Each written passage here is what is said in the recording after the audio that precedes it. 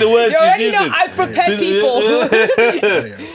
So yeah, rep Raven, big up brother Jedi. I mean, we go back. We used to debate a lot in Speaker's Corner. So it's good to have a nice catch up on that. Yes. That's what it is. Man like Speaker's Raven, Corner. Black Betterment's general. There you go. Yeah? Ambassador. She called herself the light skin ambassador in my DMs. When did I say that? Raven Definitely. is the Black Betterment ambassador, and we have I'm just a beige guy, man. Yeah, I'm just a beige guy. I haven't got no beige titles. ambassador. I feel like I'm going to be quiet. I feel like I'm going to be more like just a bridge here. I don't feel like, because I'm not as passionate about this as I think you two are. So I feel like I'm going to be like an assistant co-host or something. Okay, cool. Because you're cool with it. Me, I'm ready. I've been dying to talk about what I need to talk about. So yeah, that's what I said. Spicy. So, I mean,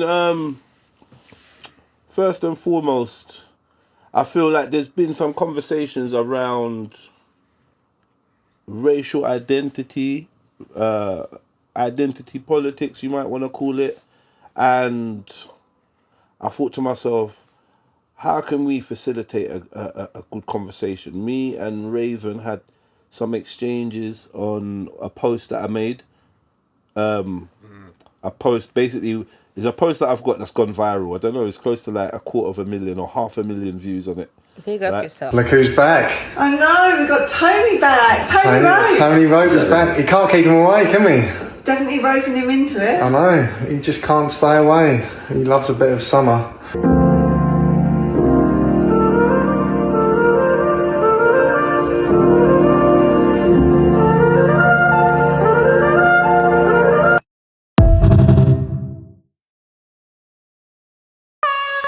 This one's for the stolen voices, my people that ain't got much traces. Trapped in the belly of the beast, everywhere is beef and there's never ever peace. Every day is peak and I never get to speak. Living in the Elmos, never get to see. Sitting in a cell, feeling like you're never gonna leave, but you can't sleep cause you got beef with the bread underneath of the bunk. Man, the truth in my speech is abundant. I don't need a reason to keep it 100. The government declared the war on the man. So this ain't a song, it's a glorious anthem to rep for the group that is normally abandoned. The poor is ignored when they're stranded. From Lagos to Kingston, Norwich to Camden, against all odds, of course we are champions. I'm the voice of Trayvon, I'm the voice of Stephen Lawrence, I'm the voice of Tupac, with no thug life engraved in my stomach. I'm the voice of a runaway slave, holding a blade and facing a musket. Been a victim of the system too long, we get tired of waiting for justice. The voice of Fred Hampton Sr., killed for defending the people and the right to exercise freedom of speech. We just want to be treated as equal. I'm the voice of the mums and the ones that pray for unity in the community. I'm the voice of the young trying to escape the slum, but they can't find the opportunity. So much to say, but not enough. We hear the cries calling from the skies above, saying it's okay, speak your mind, open your heart, don't let no one add you to understand. And it's basically a group of swingers, a white man and a white woman, and they're like, oh, look who we have here, it's Tony. Tony's come back to see us again.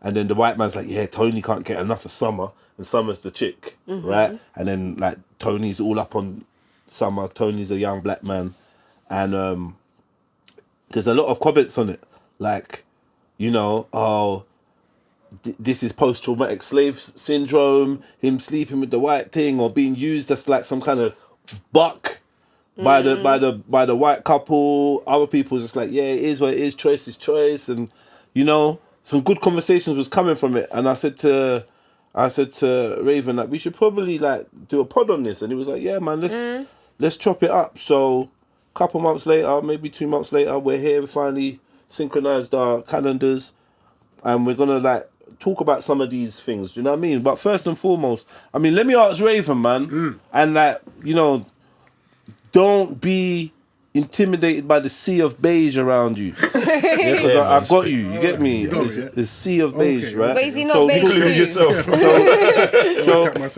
So you know, talk your talk. No, this is like, you two are mixed race, Okay.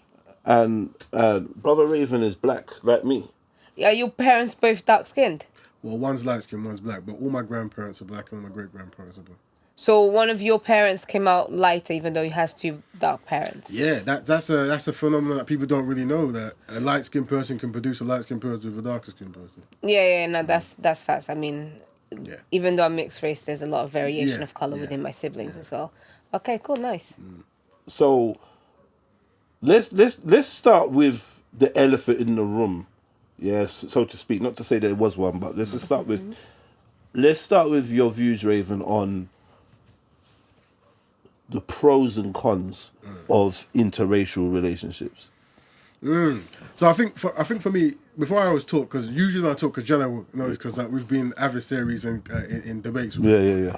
You know, I always have to have a context, because context matters. Yeah. So this is an overall question. People could do what they want, right? Yeah. But with a context, the context someone was saying is, what activities can black people do that benefits black progression, right? So at the start of that, it's like, well, having a constructive family, right?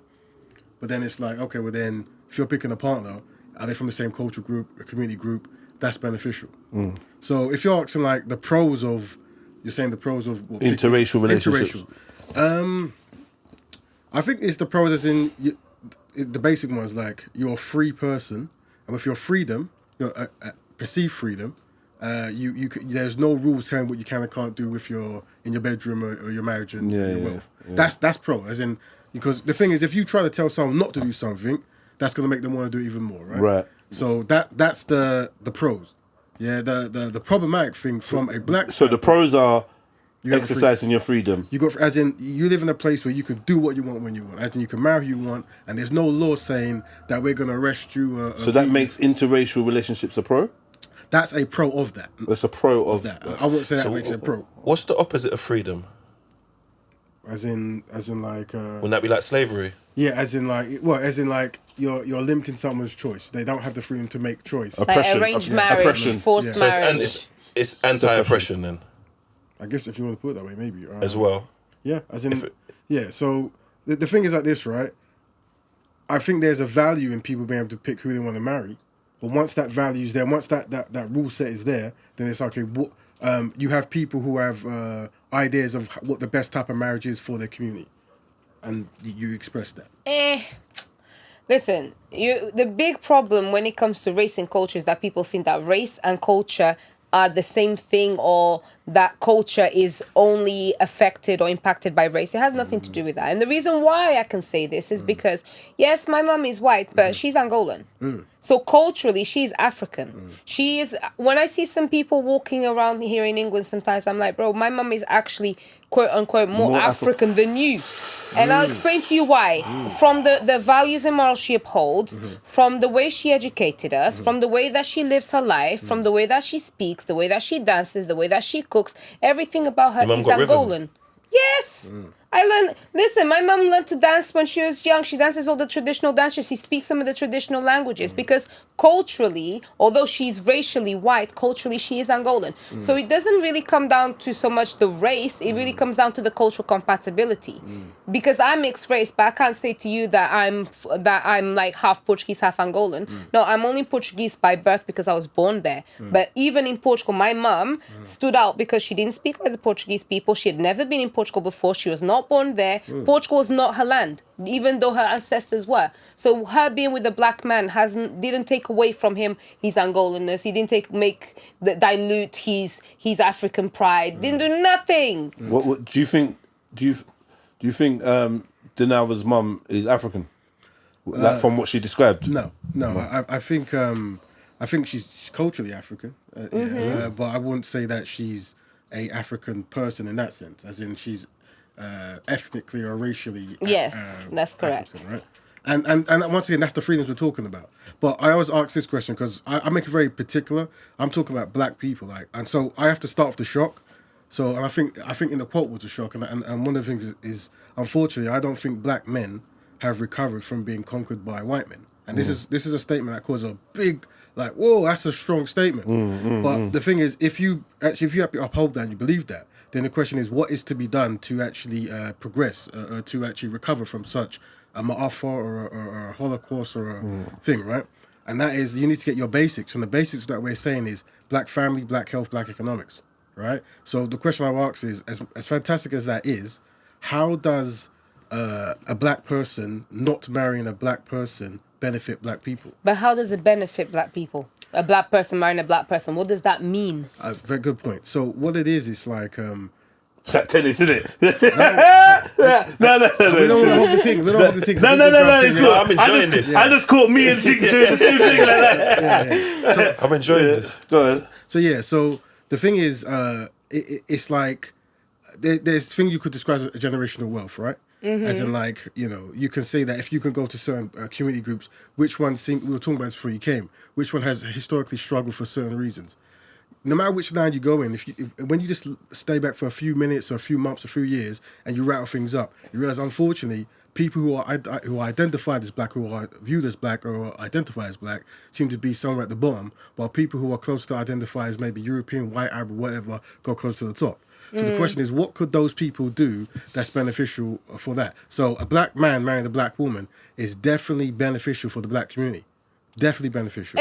Okay, so the biggest problem that I think we have is this kind of stereotyping of the races. First and foremost, it's not up until very modern times that the white general person was able to have access to the benefits that they have now. For a very long time, the majority of the white population in Europe were peasants and servants. So white people are not superior or have superior experiences.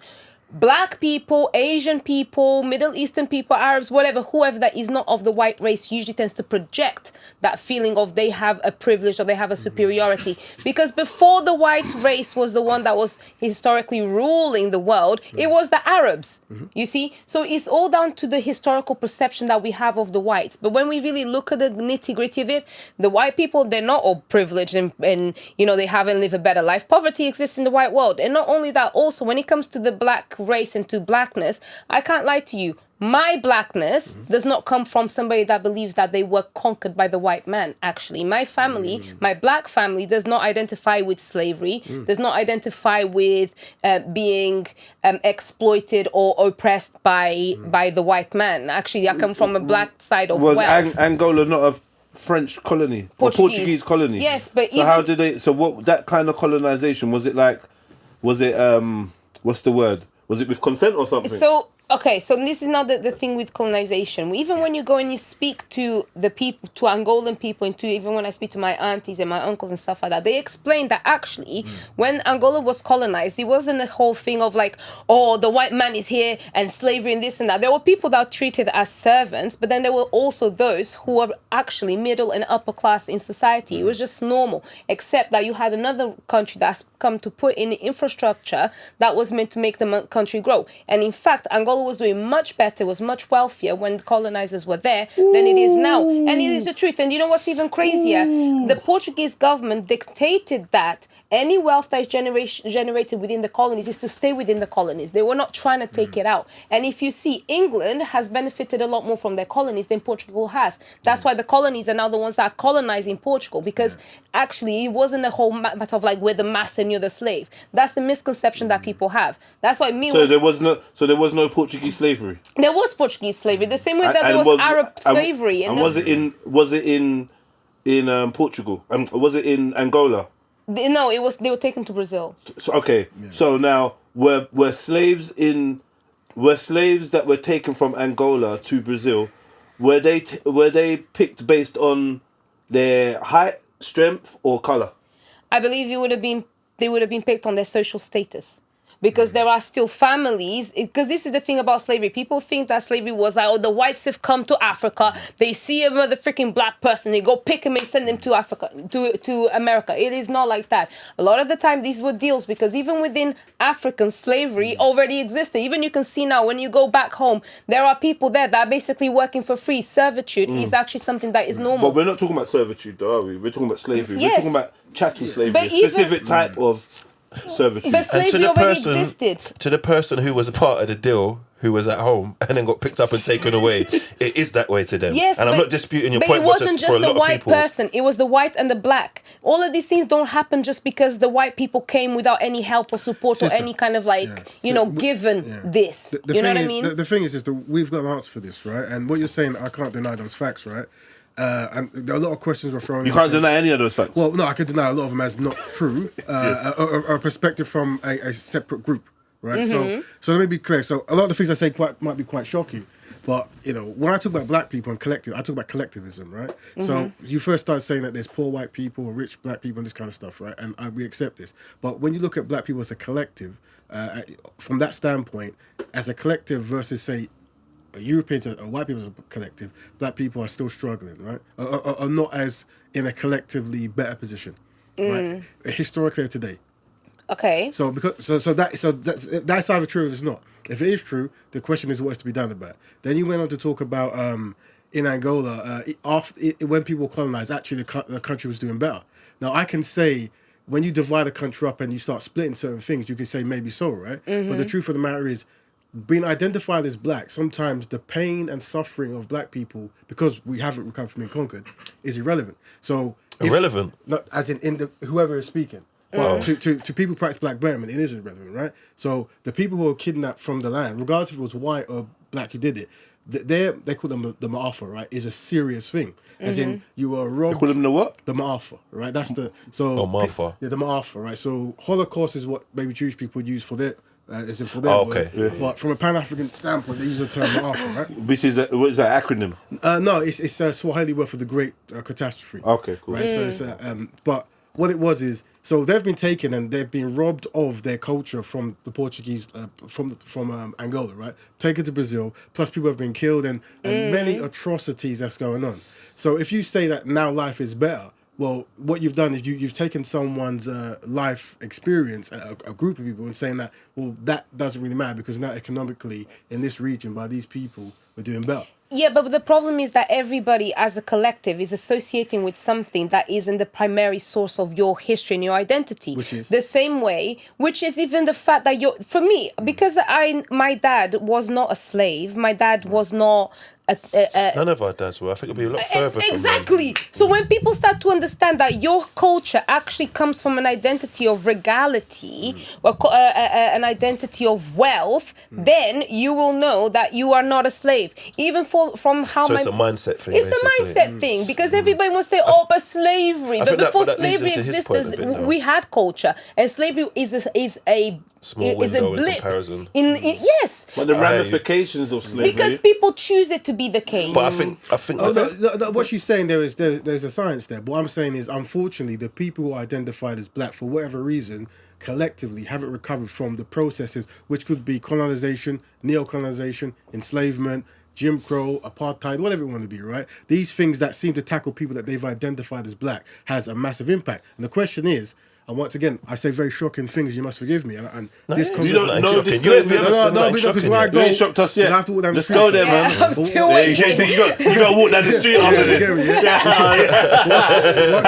So the first shocking statement is black men haven't recovered from being. That's a fact. Yeah, there is a portion of black men who haven't. But also, and I'm going to tie this in. There is something that we call the double dilemma, right? And that is collectively, black people are despised and disorganized, right? And what I'm saying by that is, naturally, when certain people, for whatever reason, first face certain challenges, there's a natural a reaction to like, let's overcome this, let's actually make that better, right?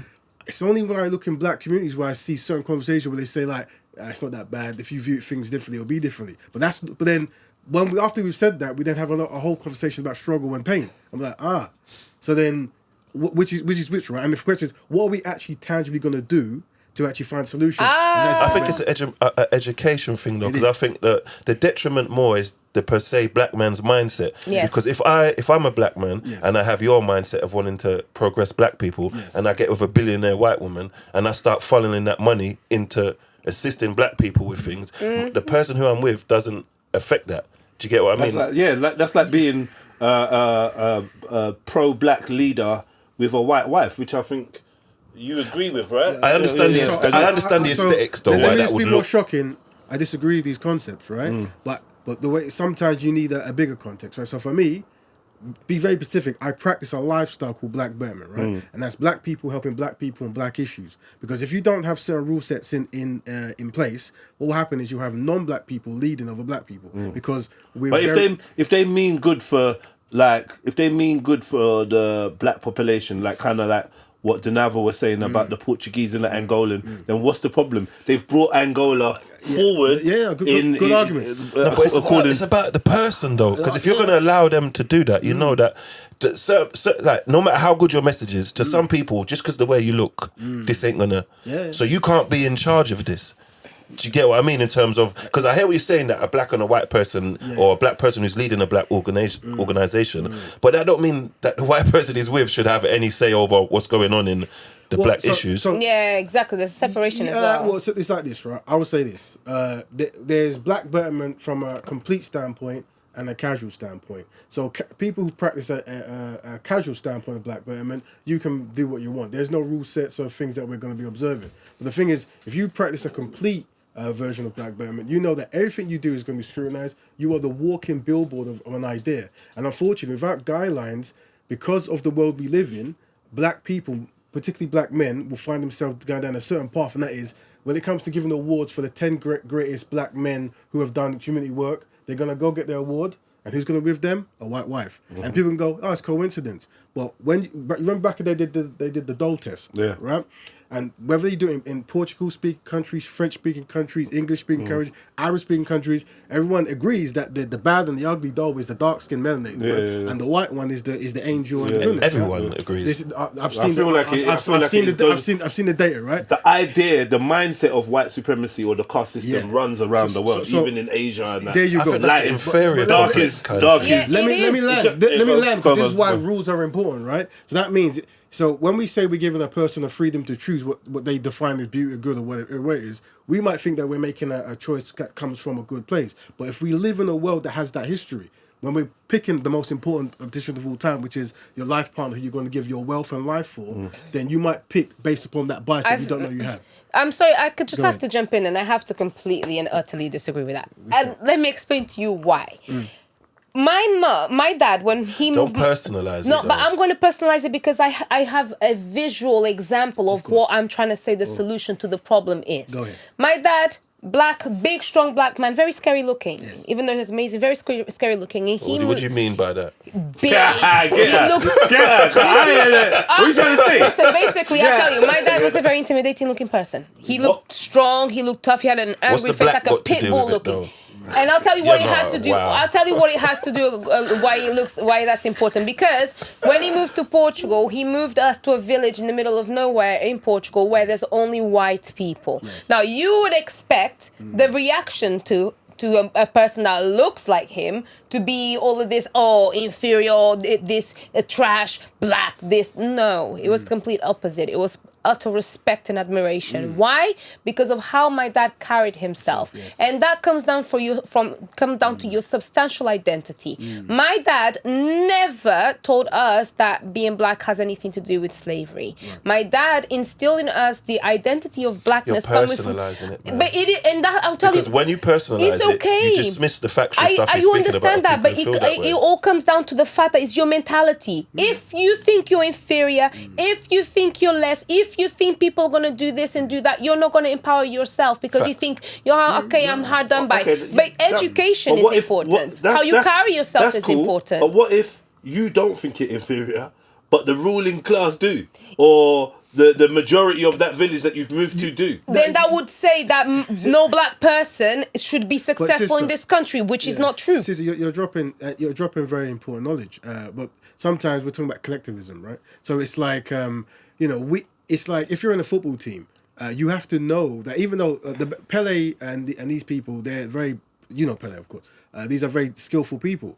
But if they play for a team that is disorganized, they're not going to win. Right, so the idea is knowing you're at the bottom of the league, knowing that whatever happened, you're at the bottom of the league, and you have to actually come together to have a plan, and that's what I'm describing. So it isn't that the people actually that I'm inferior, I'm bad. It's like we recognize that there's challenges, and as we're born to a collective situation where we have no points on the table. So what do we do to try to get that 3-point win so we can get to at least? You look at people like Pele, and you realize the reason why Pele is worldwide known, despite being a black man, is because he was great. He believed he was great, and he showed that he was great. He didn't go into football saying, maybe I might not make it because I'm black. He went in and he said, I don't care if I'm black, I'm a great player, and therefore I'm going to win, and I'm going to be up there. Being black shouldn't... Pele loved the snow bunny though, isn't it? Is it?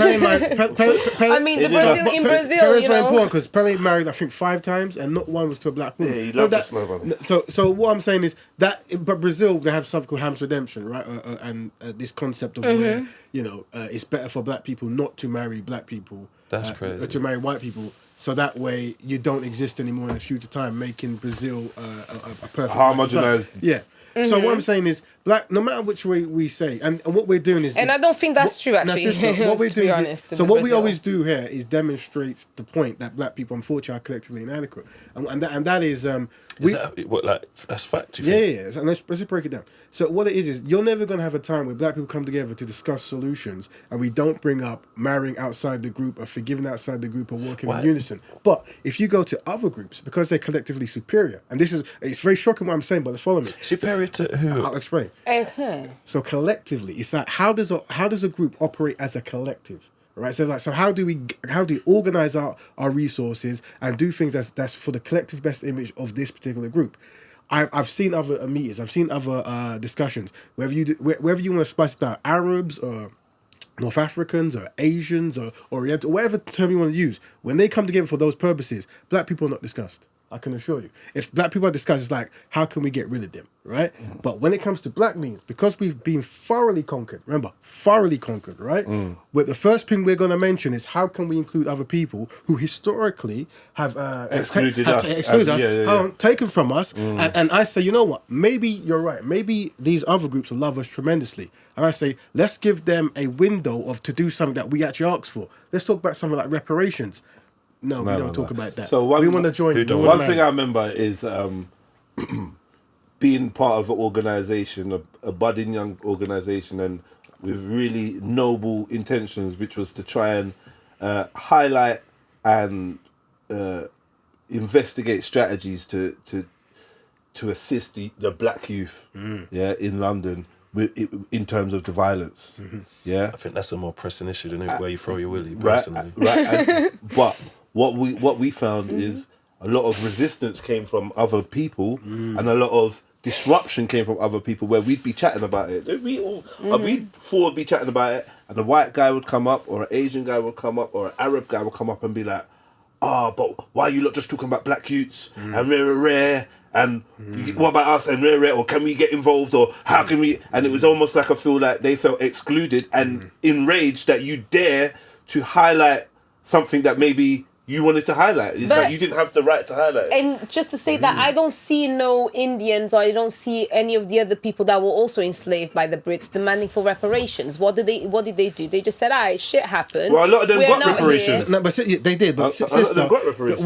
And this is going to be very shocking, but all I'm trying to demonstrate to people is the double dilemma that black people are despised and disorganized, right? So when I talk about reparations, is it because I think we need it or deserve it, which I do, but let's say I don't.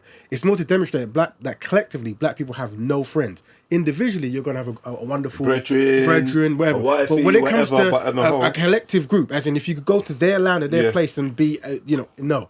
So what I'm saying is, and the exercise I give you to demonstrate is ask white people or the people you want, what's your views on reparations, and they will come together to say no. And that's what. Why is their opinion so relevant? It's not opinions. What it is it's like. And remember I told you that black pain doesn't matter. It's important to remember that. Black pain doesn't matter. And we demonstrate that. But when you say that, it's the... Because you see, like, Black Lives Matter. I don't like stuff like that. Because I have to sit down and have a conversation with you to tell you that Black Lives Matter, it's clear your stance. Like, do you know what I mean? So why is external... Like, if you don't care about my pain, I don't care. Me and my people do. So why is their opinion so valid? Because I feel like that's a byproduct of slavery to where black man values... Genius. The reason why their opinion matters is because we are talking to black people, trying to demonstrate that black people are subservient to non-black people. That's why. So that's where black people go wrong. You're not subservient to anybody. Just like any human, you've got a brain to learn. I'll explain. If I was to sit down here and I go, guys, we recognize there's a clean in the streets and economics is bad and the women are not finding good husbands or whatever you want to define. And I go, now here's the black agenda.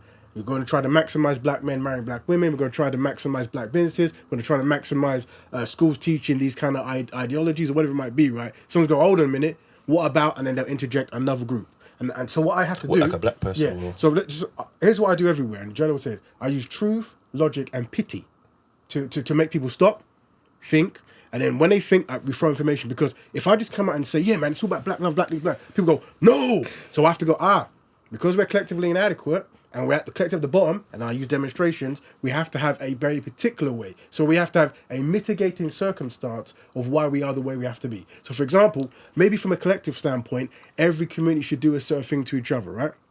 Because no one else has, and black people haven't recovered from being conquered by other groups, we have to have a mitigating circumstance, meaning we allow ourselves permission and ask permission from the other people who've conquered us to fix ourselves. I use truth, logic, and pity.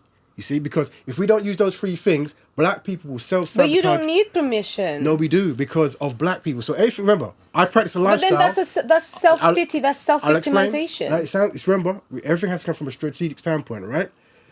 I practice a lifestyle, meaning black people helping black people on black issues. Black, right? Mm-hmm. So when I'm trying to say things, it's to black people. So I know if I come out and I say black people have to come together, who's going to sabotage it?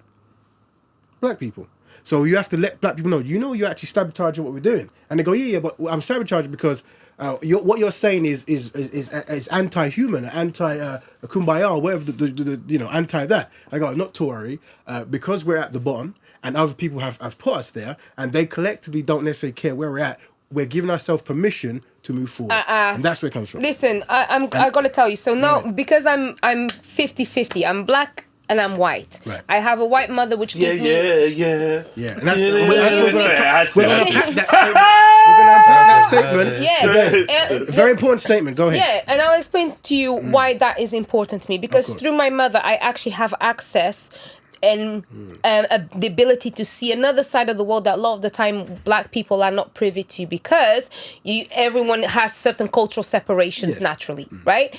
And when I can actually look at both worlds, I am able to understand why things are the way they are, because I can compare and contrast. Yes. And I would say that you might be part of both worlds, but you can never completely understand a black stance or a white stance. Because you've never been. My stance is the most neutral of them all, because But you've never been treated white anywhere. But I kind of have. Where by black people. Nah.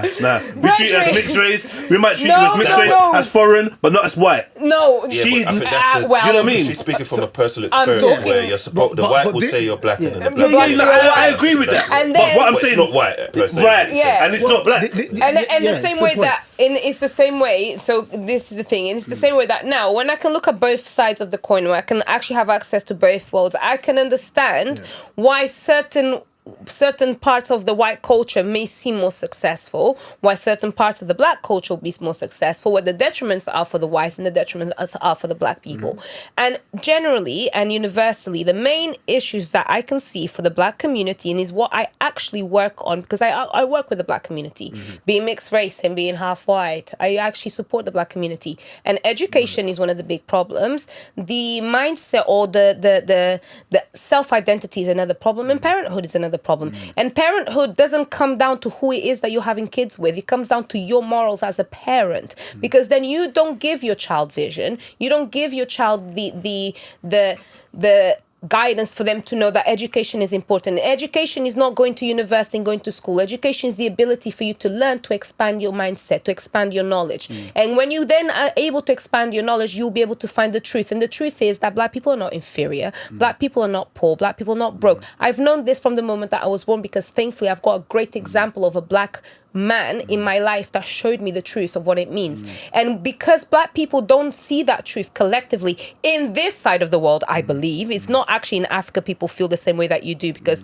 they are the majority there. It is a problem that is external. It's a problem that the black community has in this side of the world. It's a diaspora issue that then, it is, hold on. And then that diaspora issue creates the black diaspora to now also be doing the same things that supposedly white people do to them. You discriminate against something where actually, really, if you think about it, there's no problems. We're all humans. Do you That's not think there'd it. be... Education is the There may be good solution. reason to discriminate, though. Do you feel discrimination is not always a bad thing, is it? It doesn't have to be, but the same way. word has a negative. It's saved me But same way sometimes. you can discriminate, a black person can discriminate against the white, then the white can discriminate against the black. I don't use these terms, and Okay. the sister said a lot of things, and it's and it's important what she's saying. But let's go through the dominoes. So here's what it is: the lifestyle I describe, is for members of the black community, right? And Diaspora. So, no, anyone who's a black person or a member of the black community. Quick question. Go ahead. I wanted to ask this before, but stick your pin in that. Please remember what you're saying. Just a quick question. Because everybody's skinfolk ain't kinfolk. Yeah, of course not. From what you've heard and what you see and what you know of her cultural ethnic background, is this sister a black woman?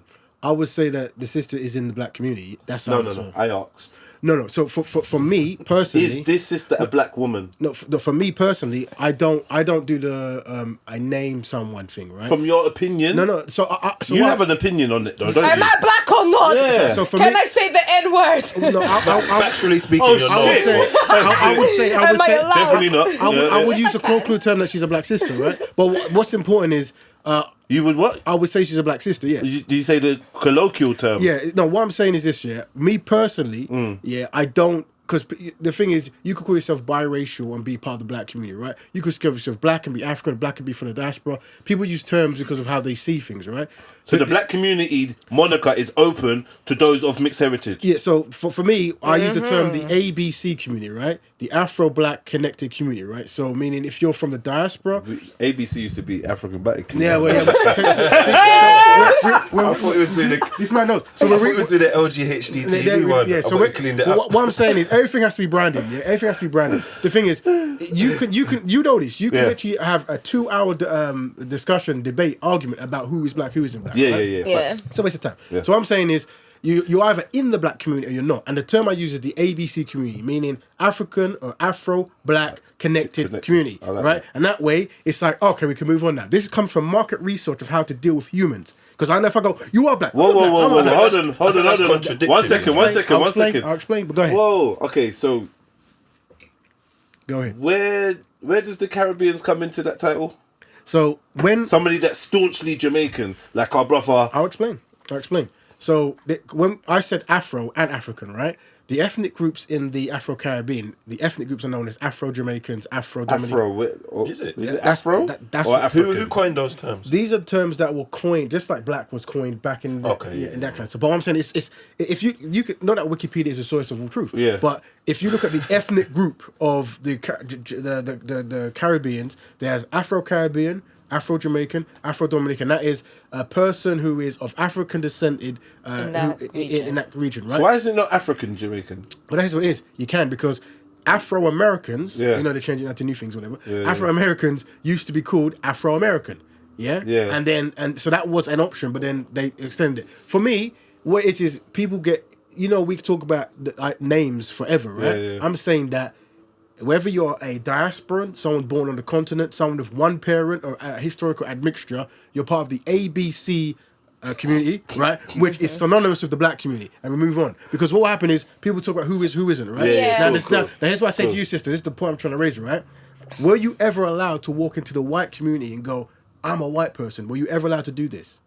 No. Were you ever allowed to walk into the black community and go, I'm a black woman? No. Don't fucking lie. See, this is... Don't fucking lie, Dinalva. Are you mad? Oh my God, Dinalva, don't lie. No. Oh my never- God. There's probably I can't. times in her life where she's felt like she's not black. Yeah, no, yeah, cool. But it's times But where hold you... on. But No. but hold on. Wait, The before you only go. reason why Because I know I think- can walk into the black community and be respected and uphold myself is because I have the strength of my dad behind me. That's the only reason. Right. Well, this is- because We don't I need to feel, go that far, I can't though. lie to you, but I feel rejected by the Yeah, black no, But hold on, community. hold on. Because the way you It's point, true. the way you pose I the hear question, is about did the white people accept her? Did the black people But accept white you? people accept me still. When what you are, I think by race or whatever you want, is your genetic makeup who created But you. there's still an acceptance So factor, though. but When you talk why about does the that group... override what like you are as a person though? Because now it's No, like it don't, it because don't. the white person didn't accept you.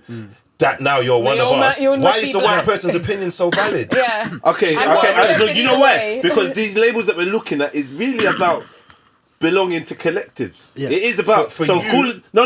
I'm saying the whole job of saying someone is black or rare is about grouping psychologically. That's what, socially. That's what it's about. So what someone wants to know is, okay, since you're mixed race, have you ever felt accepted or like whatever by your counterparts on this side or that side? This is the dismissiveness though, because I think that stuff that what did you say that like, what did you say the black thing? What holds you together? Like, was it like community? Yeah, like collective, like So that collective, yeah. and I think that is because what you go through and what you experience, so you can kind of attribute. You're like me. You We're understand social me. animals, though. Yeah. So, but like, and I think that's what's dismissive of the mix thing, because sure, there's the white side of it where you haven't felt light enough to fit in with the white, but then this is why me as a mixed person sometimes I separate. Well, not even sometimes I separate myself because it's like, I understand all that because my dad's Nation of Islam. I grew up, we were raised a certain way and showed all showed all the monstrosities of what happened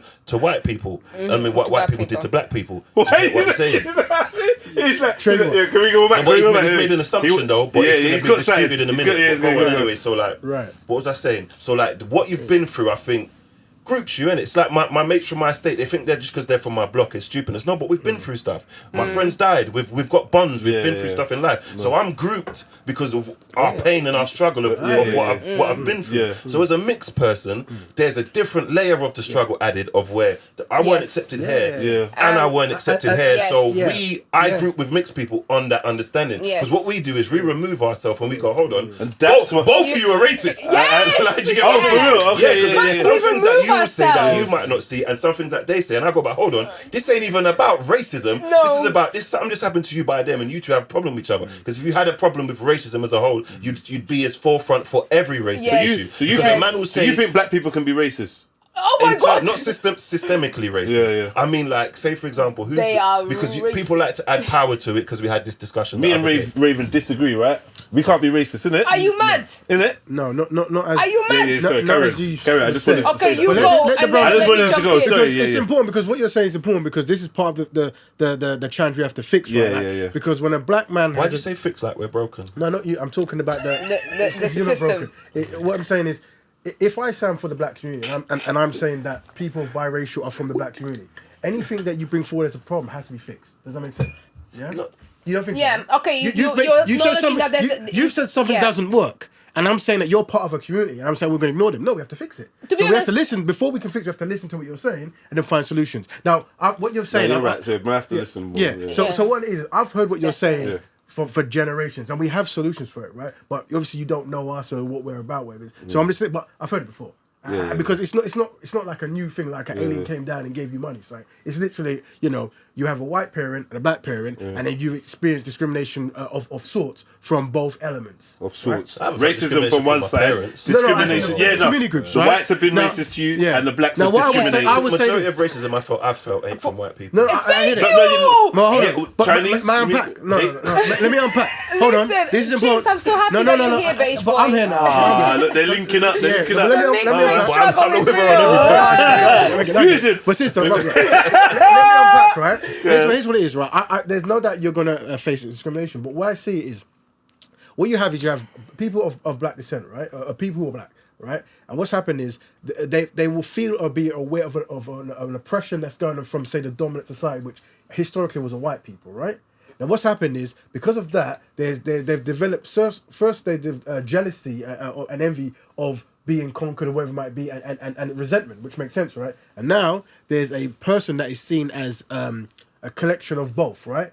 Yeah. So what it is rather than what they're showing you actually could be forms of jealousy, forms of It's what you said, like the PTSD of slavery, because they feel a bit inferior. Yeah. No, this is because it's a very shocking topic, whatever it is, right? So what is, they are reacting to racism. They're not practicing, they are reacting to racism, and they're giving you an aggressive tone. But if you were to really unpack the psychology, it comes from self-hate. Now, a lot of people don't want to hear that. Hey, thank you. But Say hold it on. again for the ones that couldn't hear in the but back. this is what I'm saying is, but that's you're not, going too far. No, definitely. Let me tell you something. As a woman, She's getting to the light, innit? Let me just jump in quickly. As a woman, my experience as a mixed-race woman amongst black women has been awful. Has been not horrible. he's not It's been dismissing that. rejectful. I It's can been mean. imagine. Why do you It's think? been problematic. Sister, Let them know And why. that's why I said, that. say it again, because it's the self-hate. It's the constant projection of their own feeling of inferiority with the other race, that then they think I have a privilege because I have some of the other race. Alicia when Keys actually, syndrome. I'm treated... No, but it's true. I'm Alicia discriminated. Alicia Dixon. It's horrible. Alicia Dixon syndrome. It's true. The only time So when that I feel when I came with comfortable... Watermelon, he made certain jokes. Why Thank does that? you. Why does that not align with those same Thank jokes? you. Why are you snitching? Why are you snitching? There was off camera, man. That's off camera. I suffer a lot. I No, can't I like, and the Well, only he's not time... dismiss- he just spoke about Yeah, it. and that's why I just wanted to say, because obviously you mentioned it, I wanted to say scream it louder for the ones at the back, because it's painful, Now, you know. what I'm going to say is going to be very shocking. It makes me angry Pause on the still. one in the Now, back obviously, row, you know, I'm a light-skinned person. I don't have European parents, whatever it might be, right? But great, you through horrible, whatever. Yeah, Bastard. definitely. Yeah. I've seen Yeah. your forearms. There's something going on. Yeah, definitely. You ain't gonna get away yeah, from yeah. it. Forearms, I'm not lying. So what it is though, the thing is though, we have to be conscious that you know, unfortunately, darker skinned people have faced a very, very terrible existence historically, right? So when you are going through something, this is a byproduct of what they have gone through. Yes. So I'm asking to be merciful to that, because in order for us to fix it, we can't then create this kind of new light dark paradigm. I've got more pain, you've got more pain. You know, She thinks mixed race people suffer more racism than black people. Yes. She thinks mixed race people have it harder than black people. Bro, That's why I got her on this In pod. certain aspects, You're gonna agree? in terms Yes. of acceptance, So not entirely, but in certain aspects, Inclusion. because at least you feel welcome somewhere. Because if we're going by the old concept of if the one drop rule and all that stuff, I'm supposed to be welcome here, but then I'm here and I hear certain things. I'm like, hold on. So what about the What period do of you time hear? when you lot was like the kings and queen of the black But community? was I king and queen of the black community? There was a time, maybe you was in Norwich, sorry, in London though, there was a time that it's important you know this. being I light think that's was the inferior thing. though. whatever, And but also- like, self-hate, like you said, meant that being light skinned or lighter or whatever was in fact some people that exist today are a product of the fact that their black parent thought it was a status symbol or a better thing to be with someone outside of their race. Yeah, but you know That might not be your issue because you're just born from it, but there's a whole social thing where being Massive. light was a great Massive. thing. Yes. I was dealing with chicks whose parents and grandparents were saying, Too dark, don't bring back no man darker than you, don't bring back an African, there was... And We're not going to dismiss either because No, everything's it's valid. true. Yeah, But then you everything's valid, have to everything's valid. consider the fact that this is not your land. If you're back home, you wouldn't have these problems. So you have to also take into account the fact that you are in an alien land to you. You're choosing I to agree stay with that. here, I said and you that stand earlier. out. You are a minority in their country. And so what do you want? and you You know want what them to it- treat you the same when you're not the same. no, You're no, an no, no. outsider. But remember, we're talking about how we treat ourselves in our I community. know, but right? I'm just explaining, even with racism, you're an outsider. The same way that I feel like an outsider within the black community and within the white community. Why? For someone that feels like an Because- outsider, you hang around with us a lot. and guess who do You I hang should- out with? Black men. Why? Because black men don't have that sort of self-hate or envy towards me because I'm a Because woman. black men want to hang out with you. No, That's but it's true. why. But I don't have, if you really see, I like I that. don't have many black friends, black listen, sisters. You say, here's I what it is, don't. yeah. We don't- Other than in my one community. podcast, we're not gonna be able to heal the challenges of the black community, right? In one, but I can say what you're saying we've heard before, and there's a science to it, right? And what it comes down to is, yes, it comes from what we're all talking about, the self-hate issues, right? And we would be good if we could tackle these at further time, bit by bit. But yeah, for every horror story you're going to say, another sister's going to have another one, a dark sister. But the truth of the matter is, being lighter historically has granted more privileges within the black community and out of the black community, right? And if we understand that, we can actually heal that. But if we don't understand it, the person who has gone through more, but by being identified as darker, seeing a light person talk about their pain, they're going to think, hold on. Exactly, and that's the the big queen is- problem the queen is because crying. black So the people queen is think crying. that they So suffer don't- more and therefore they're a priority when it's not the case. Suffering is global, It's oppression. universal. No, So you're saying oppression? And and oppression time, exists one time. See how you everywhere. accepted her, in like the community. Yes. Don't you think that that's part of that problem then? Because you feel like black, like Jedi's black. Yes. I'm not black. Well, Do you get what I mean? well, in terms of like genetic makeup, he's from two black parents. I'm from a mix so- and a so black here's parent. what it is. When we- So this is where you get though, because if you didn't just accept anybody, you wouldn't get someone who looks like that So- speaking for you. So it's not necessarily speaking. Here's what it is, right? I practice a lifestyle called Black Bearman. Black Berman says that it's black people helping black people on black issues. So the question is, who are black people, right? So you have your definition. Once you have the definition, you're working with people in that definition who want to do something. Who created that definition, though? Well, basically, so pro-blackness. So you want my people to go extinct? So mixed race people need to go extinct. We're not there yet. And no one's gonna go extinct. That's practically impossible. Yeah, that is a very good thing, and we should unpack that because I hear that a lot. Because I find that to be, a bit why are you worried about? Why would you worry about? And I feel like this is a you should be the one that you two should be the ones that care less about that, though. Yeah, because that's a byproduct of you valuing how they feel. Because at the end of the day, as much as we want to argue our genetic makeup, we're not black people. I know. Because blue and yellow makes green. It don't make but they also are basically saying that they don't want any more of us. That's why black people should stay with black people. This is why we're contradicting ourselves. Because I'm telling him that the white man's viewpoint or opinion of them is not important. Yes. So for you as a mixed person, their value is not important. Yeah, I know, but I'm just saying. So the black issue thing shouldn't really be that much. No, it doesn't matter. But all I'm saying is basically black people are trying to make mixed race people extinct with this sort of attitude. I got a question for white both people you. made black people. Let me say this, right? Let me say for it's a both shocking of you, thing, right? It's like this. I practice something that's known as open door elitism, right? And it's a very shocking. That's interesting. What does that mean? What it means is there are people within the group, the black group, right? And of the members, there are people who want to do something, right? And they're trained on what to do, and they're going to do it, right? But it doesn't mean that other people can't do it. They're welcome to, but usually they don't want to because right. So what that's saying is, if you're a black member, you're welcome to, but the mindset of the person will dictate whether they want to or not. I'm saying we want to work with our own community, and you're welcome to. The brothers welcome to. Yeah. And whether you call yourself black, biracial, a super being, or whatever you want to be. Biracials or white, but all these kind of things you want to use. All these terms you want to use. You could call anything. Mulata. But if you want to work with the rest of the community.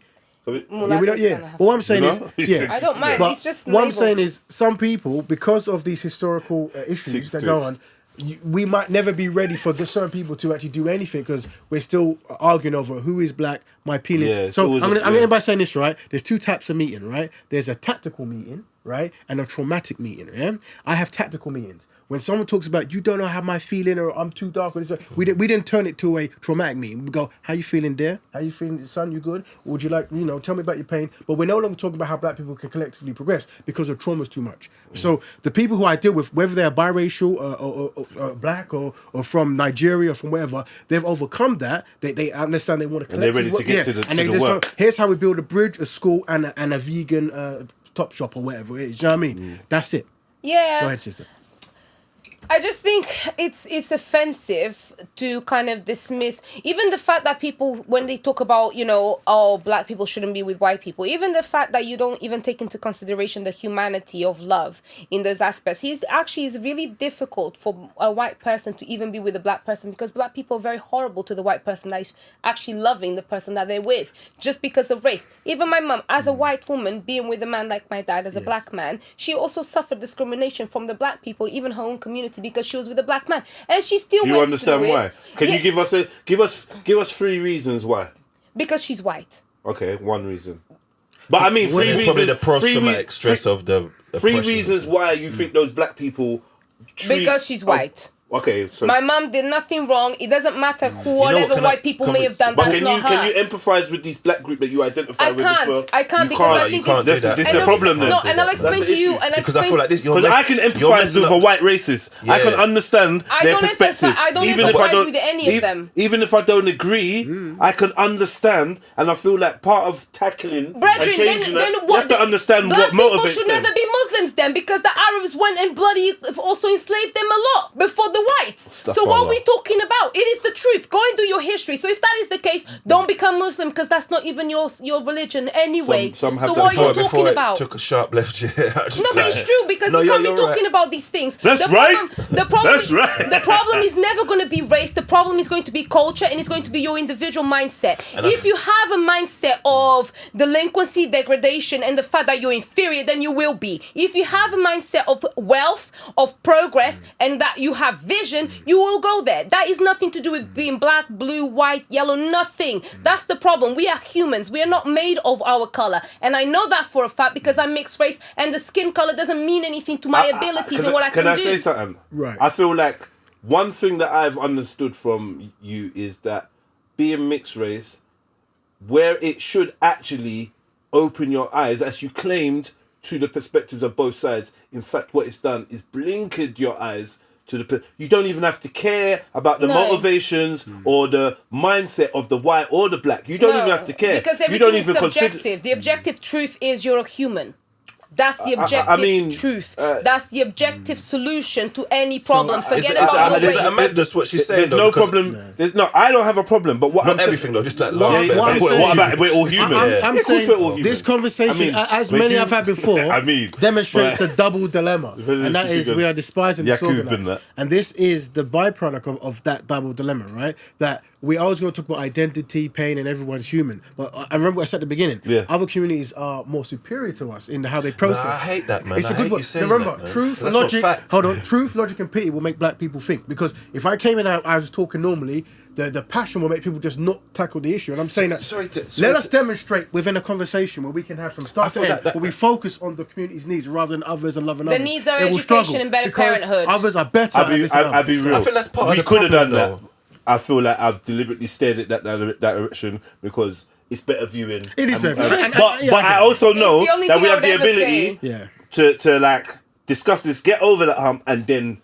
But the problem is, and that's why rules stop. And the sister said something that's very clickbaity, which is we should go with whatever. And that is there is a ongoing not wanting to exist as a dynamic or a person or a racial combination or something. Is this right? Yeah, I don't exist based on my race. That's nonsense. No. Like me, mixed race, whether my mom is white or black or whatever. It doesn't. I don't believe that it's relevant. Do you believe in race? I believe I believe because it's obvious. You can see, exists. but it doesn't have any significance other than certain biological differences. But other than that there's no significance. And I'll tell you why there's no significance. Because the same way I can go and get a job, you can go get a job. The same way that you can become rich, I can become rich. Remember what I was saying? The same way that you can see race as one of your obstacles. It's the same way a white person can use their class as an obstacle. You can use anything you want as an obstacle, but you can remove it. But you can change your class. You can't change your color. You can't change your class. So then you can change your class. No, you can't. Sorry, you can change your class. There's social mobility. You can change your class. You can't. You have an opportunity to change your class. You can't change your color, no matter how much cake soap you use. Listen. But let me just say one thing. You can make it irrelevant. You're proving my point. This is the perfect point. Being part of both and actually experiencing a privilege you're not even aware of.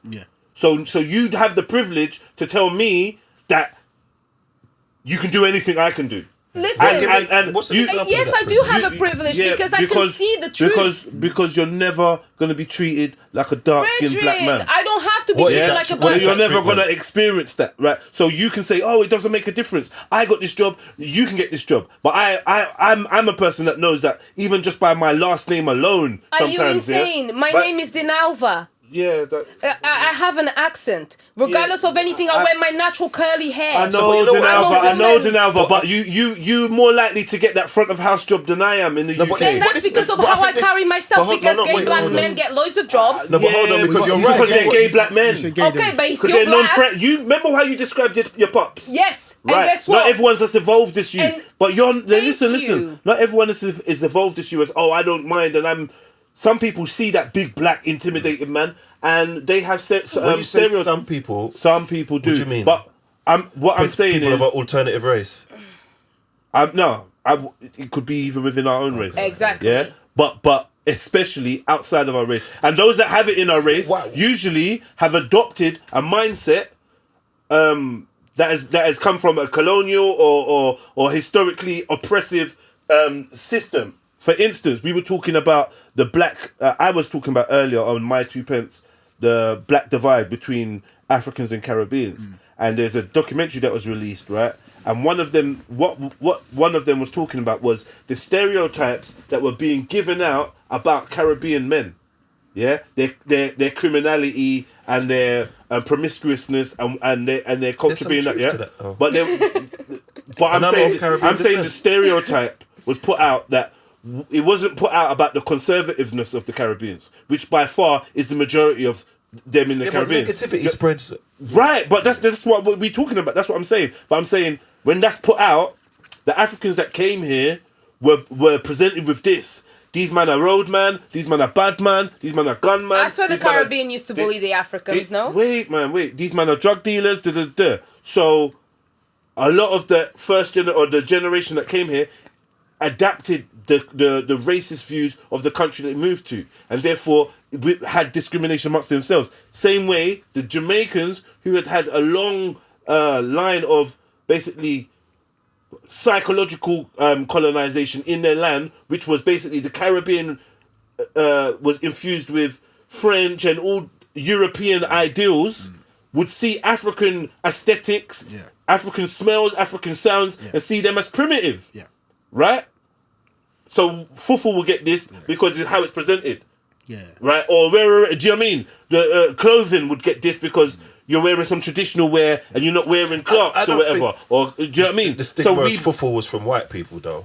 It wasn't from white people. I'm Caribbean, and I have certain stigmas about certain. No, but it wasn't from white people. What I'm saying is the anti-African sentiment was, and the anti-Caribbean sentiment was, and the different groups embraced that, internalized it, and inflicted it on each other, right? But it's a cultural thing, because the same thing I can tell you, amongst African nations, there's Africans that don't like other Africans because of the culture. But a lot of that is colonial, though. A lot of that is an echo of the colonial mindsets that were in those lands. No, it actually is, though. But it actually is. Even down to the biggest genocide that we know in modern day times, the Tutsis and all of it is. Listen, the same way that you have those cultural conflicts within the black world, you have those cultural conflicts within the Asians, within the whites. It's everywhere. It's natural. But who had their hand in it? The only the Asians. If you talk about but listen, you can't blame the white person for everything. Sorry. This is what I don't like. Yeah, we're not gonna be dealing with facts. And then we're just going to erase, because you're half white, we're going to erase history. Let's talk about the Arabs. The Arabs are also nonsense. The Muslims went and raped too. She's not explaining it. So it's not just white people. Everyone fucks up. Let me see if you understand what I'm saying. So say, for example, if I punch Jedi in his eye and he gets a black eye, hypothetically speaking, a black eye. Yes. No, that's your personal. I'm not allowed for those jokes. So like, you get what I'm saying. If I gave him a black eye, that initial black eye, that's my fault, innit? If he sits at home, is that because of last week where you punched me in my eye? No, this is just because of David Gray. This is just I use this one a lot, and then I don't know Raven, so I don't know if he's going to take it personal. Cool, and then if I use Dinalva, I'm definitely going to use that. That's definitely going to be a clip. So I thought you were the safest bet, and Mav's not on cam. Yeah. Do you get what I'm saying? Chinx threatens Dinalva. So if you punch me with an eye, I've got a black eye. That's my fault. Do you get what I mean? If he sits at home and feels sorry for himself and doesn't do nothing about it, sits down, lets it get infected, get gangrene, and then loses his eye, is that his fault for not going and rectifying it, or is that still my fault? Still your fault. No, hold on. No, it's not. Hold on. Here's the problem. If he now decides he's going to do for himself training, work for other people to be able to defend that, the issue is he's being stopped. And that's what I'm describing here, because this is black people coming together to fix that, and we are stopping ourselves. So no, I think you're missing my point, though. Yeah, no? basically, if you have a cut and you don't cure it, that's your problem, because you didn't cure a cut. Yes, you got a cut, fine. People get cuts. Right. But now if you leave it there to fester and die, that's on you, because you didn't go and educate yourself on to better it. The initial person whose fault it is. It's the solution after. The solution after, you have to look within. But if you come back to secretly hamper my solving of that problem, the black eye, and then hide your hand and act like you're not. And then when we look into history, we see all the different techniques and the subversive groups and intelligence agencies that you've used to make sure that my eye don't heal back to how it was. My question would be, do you know what I mean? Why? And hide the hand. And then after it'd be like, no. That was years ago. How's your eye still black? Meanwhile, your politics, your finance, your everything is geared towards keeping my eye black. Bridget, why are you going to go to the guy that punched your eye? I'm not. Go find your own solution. Because at what point do we go, hold on, But I keep going this back don't work for us here, and we need to remove ourselves and do something for ourselves by ourselves. Hold on. How can we do that if we can't actually synchronize the ideology of black people helping black people? I'll tell you why. You know what? You know what we do? We start doing everybody that's skin folk ain't kinfolk. You see how you said that some people, the mindset and all of that, those people, because not all of us are going to make it to the promised land. I've just said the term open door elitism, right? And that's the solution. Move to the right a little bit for me. I've just said the term open door elitism. That's what I'm talking about. And it's another term we say glad African and sad African, right? Yeah, and how we use it is like, I only work with the glad Africans, but I work on for the benefit of all the Africans, right? All the black people, right? So what it is, you're right. But what people goes, you know what? So you got the ones that are glad to be African and the ones that are sad to be African. No, Is that what you mean? How it works is, if as a Caribbean guy, if I go to network in Africa, right, I'm only going to work with the glad Africans, as in a person who's glad to see me, not a person who's sad to see me. Yeah, and it's the receptive ones. Yeah. That's what it is. So what we're doing is we're going, okay, I want to work with black people. Black people con you. I'm going to marry a white woman and work for a white banker. But that's not how it goes. There's people like that though. That's right. Can we highlight that they're idiots though? Well, I'm not going to say this. I'm not going to say not idiots, but they're less stronger than the people who did it. No, but this is tied into my statement. You guys think that black people that go with white people is because they have any sort of like they do it out of a traumatic experience. They can't do it just because they met somebody that is cool that they like and they're like, you're safe, I like you, I want to have a baby. Let's say one thing, right? The one I'm pushing isn't personality, it's templates, right? And the question is, what templates can we push for black people to follow that guarantees betterment, so maximizes betterment? Go find a partner that will be a good parent. Go find a partner that understands you and listens to you. Go find a partner that has a vision that is compatible with yours. Go find a partner that is going to instill into your family good values and morals, and that has nothing to do with color. That has to do with substance. You know what? I just realised we're fighting two different battles. Probably, yeah. Because you're fighting that we're all equal, we're all one, we're all humans, no one's worth more than each other. And you're fighting black betterment as if there's any difference in value. Realised that we're on two different wavelengths. Yeah, because I don't recognise race as something that gives value or not. What you're saying is fact and valid, and what he's saying is fact and valid, and the two's never going to mesh. So you say there's no, so you don't believe there's any... Because what you're fighting, and this is what I'm saying. Hold on, one second. When you lower the standards, you're not even fighting the same... No, but we know this. You don't believe there's any value in being black or white? I don't believe that there's any value in race. So, and the reason why you don't believe there's any value in being black? In being black, in being white, in being mixed race, in being anything. No, because the way you word it is, what you're saying is nobody's better than anyone else. But when he said there's value in everybody for what they are. No, if I say that there's no value in being black, there's no value in being white, there's no value in being Asian, then nobody has value. Some people are just going to hear no value in being black and jump on it. There's value in being white. I don't mind. I can see the value in being white. I get what he means. I can see the value in being Asian. And I can see that. And this is the issue. This is another issue. You're moving like the New World Order. You're moving like you want it to be all one race, one language, one rare, homogenous. No, that is hell. That is hell, and that is hell, and that is the collective concern of all those that have pride and see value in their ethnic group or their racial group. They see that mixing cool, rare, but at some point. We all just going to end up beige and not seeing any value in what we were. Why do you think that though? Because if we all take the same approach, then there's no need to listen. Many cultures want to see many cultures want to see the sustenance and the maintenance of their culture and their beings and their look and their phenotypes and their pride. Right now, what we're saying is there's no value in this. Yeah, what we're saying is no value in that, and just mix and rare. So what happens?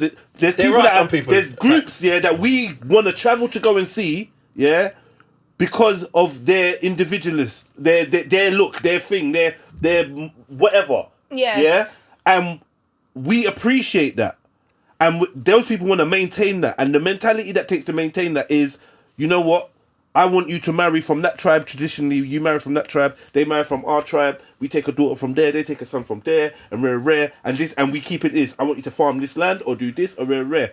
These are very ancient mindsets, that have kept us. Race? I think they're stupid mindsets because you're going by skin color. It's like the Russian doll. You can create bigger, wider groups, however you want to describe it. But essentially, if you zoom out enough, it is race to one degree or not.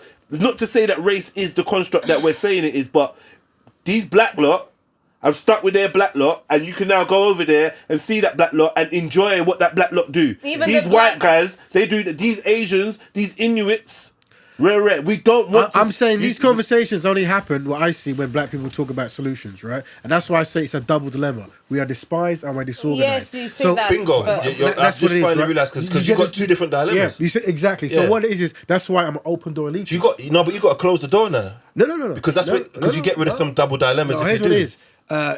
we all age and we all learn, hopefully progress, right? So there's some people, I would say this 7 years ago, maybe even when I first met Jedi, it was a different conversation we're having. And maybe years go by, we understand each other slightly more. No, I think I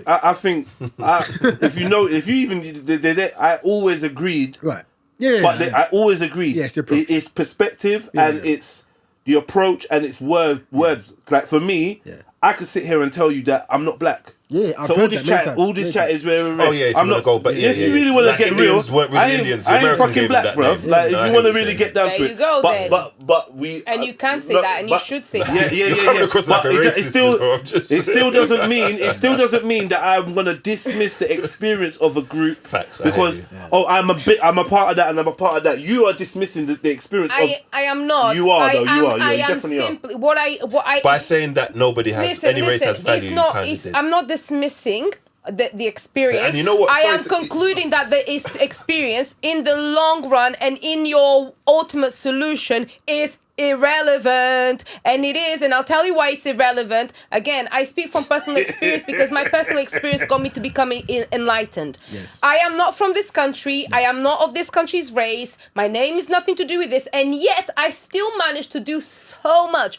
Why? Because my substance. Because you're a pretty female, non-offensive. Because you're a pretty female, non-offensive. That will open lots of doors for you. You see me now as I am. I didn't grow up looking like this. I wasn't a pretty girl, you know. I was a butch little chubby girl who was a tomboy who was really loud and obnoxious. We're all doing the same thing that was done to us. That didn't get you anywhere, listen. It got me anywhere that I wanted. Being a butch tomboy? Yes, it got me everywhere. Do you really think that I've only become a smart, intelligent, and successful person now that I'm a pretty girl? No. Okay, I thought that's what you were saying. No, it comes down to the fact that actually my substance is what I believe. I am an intelligent person. I am a capable person, and therefore I am going to do. When did you stop being a race does not stop me. When did you stop? When I had one of my heartbreaks, and then I decided to at uni, and I became really pretty, and then I just went from there. So from uni. So and before uni, successful before that. You were successful before that? Yes, I was at 21 that I had my glow up. You see how you speak about 21? Yourself like you're pretty, like you have self-confidence and stuff like that. I've always had it. No, but I'm just because you see Delulu. No, not Delulu at all. Because this is what and this is where how do you say it? What I say might be a bit shocking and stuff like that. So like you see like me, stealing your bars, copyright. It does it, but like you see like I got cousins because I'm mixed. Of course, I have black family, I have white family. My mum's mixed, my dad's black. Majority of family is black. I grew up around black people. People who your mum's mixed. Yeah, mixed with my mum's dad's Chinese Jamaican, and my mum's she's born in Madeira, but she's grown in Jamaica. Right. What's Madeira? Portugal. Portugal. So she's a non-black person. As in, she's not mixed with black. Yeah, because my granddad he's more black than Chinese. Right. So I thought maybe you might have like one European parent, one African, one black, but you got one black parent, one mixed black. Yeah. Further to show that the skin color don't mean shit. The mixed thing is so prominent to me. But say for example, I lost my train of thought. So you're going to tell me that you said half your family was European, half was no, he was telling me about my pretty privilege. Yeah, sorry. So like, I have cousins. Yeah, like I have cousins because I've heard. That's why I said majority of. Maybe it's not racism prejudice then. Yeah. But majority that I've experienced is from people who are not white, is from black. Because maybe that same theory they have of big, black and scary, I'm a little too dark for their liking. So they might not express certain things to me. But from my black family and my black friends, I hear all the time, oh, that girl only likes you because you're light skinned and blah and this and all stuff like that. And he rejects who you are. But my okay. I know him and like I'm like, but bro, like you not getting this girl and me not getting this girl ain't because of my colour. It's because you look like foot and I don't. Like, do you know what I mean? Like, and you're my family. I tell you, you're not attractive in that way. And then not just that, your whole putting yourself down and lifting me up in terms of with the women because I'm light. It's like an inferior complex. And women kind of can read this confidence and aura. And I can already see. Did he have any social cues at all for him to develop that thought process? Yeah, but I hear you. But this is back to the whole when I was saying in terms of like the parenting and stuff. Because I've heard nothing but I'm beautiful, I'm gorgeous or whatever from when I was growing up. Yes, like do you get what I'm saying? So from white, black, whatever. So I had like a self-esteem built up from my parents and like I've only heard that I was beautiful and that gave me a certain uplifting and confidence within myself. And I noticed that some people don't have that. And I think maybe it didn't start from at home where you was told certain things. Black is inferior. Do you get what I mean? That's what I'm saying. Yeah, Chase, but none of us are gonna get something? none of us are gonna get told black is inferior at home. No, but, what happens is indirectly you this get is the told thing. these I'm telling conversations you right are now, part of it. I agree with everything you've said, and you've enlightened me on certain things, and you too. But I'm telling you right now, you're definitely talking from a position of actually being light-skinned, mixed race. No! You are, okay, though. Jedi, You let me definitely explain are. something to You're you. not- You think England is very politically correct. In Portugal, things are not like this. When we were younger, my mum and my dad had to do a lot of work to safeguard us against the effects of racism. Of because course, we you're in even Portugal. exactly, which Racist means country, they're still racist over there. So that means that the color of my skin was always something that to some people may have been important. But what I've been told about my skin color is what matters to me. And my parents have educated me from early to say, yes, you are darker than the rest, but it doesn't mean anything. You are intelligent. You are capable. So even though I was a butch, chubby little girl, I still didn't care about skin tone or anything. Nothing stopped me because what I look like doesn't mean anything with what's inside my substance. So when black people are saying that the problem with black people is because of white people, no. The problem with black people is the fact that they continue to internalize things that are just natural, that happen from white people with the arrows, with this, with that. It happens. We're humans. No. That's the thing. See why There some is people view that as a competition. bit So I this get is the it, but thing. it's the You reality of dismiss- things. you're The same way dismissing that the now black experience. people continue to want to be Muslims, despite the fact that Muslims enslaved them before the whites. I hear you, but do you understand how So it what can are you sound a talking? bit dismissive? I don't care about what it sounds like. What the point is, Get over it. The truth is Get not about over it. emotions. This shit happens. Get over it. Slavery happens. Get over it. Move on. Get over it. You get People, me? when I was younger, kids did not want to hold my hand because I was dark. Yeah. And you think that that was something that stopped me from being successful, from No. being smart, from working, from being No one's saying intelligent, that. No from one's going saying for that. education, from finding the solutions that make me a human, let me give you a not couple- somebody let that me- is I mixed think race that's or it. You black. have to I look agree. within. So if I agree I with think you, there's some social. Hold on. I think there's some gaps in your social understanding, and that's coming from the perspective of being dark skin, perceived as dark skin or on a darker range. I think you're missing certain experiences and whatever. And I'm happy for you that you didn't have these experiences, and you have no knowledge of others that had those. Again, experiences. that's No, you as a black person denying me of my experiences that I have I'm had not. to Hold go on. through. He's saying that you're denying I'm theirs. saying in your last thing that you just said, you clearly are talking from your perspective, and that get over it. And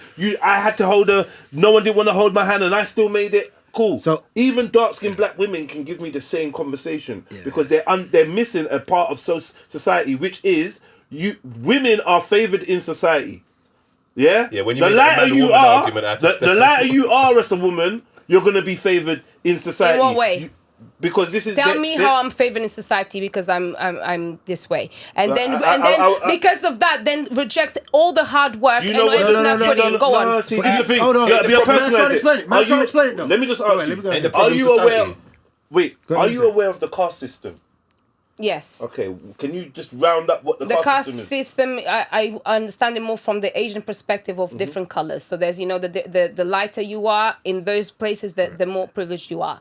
Okay, now I'm letting you know that even in some of the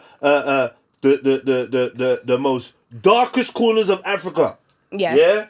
that is still a belief.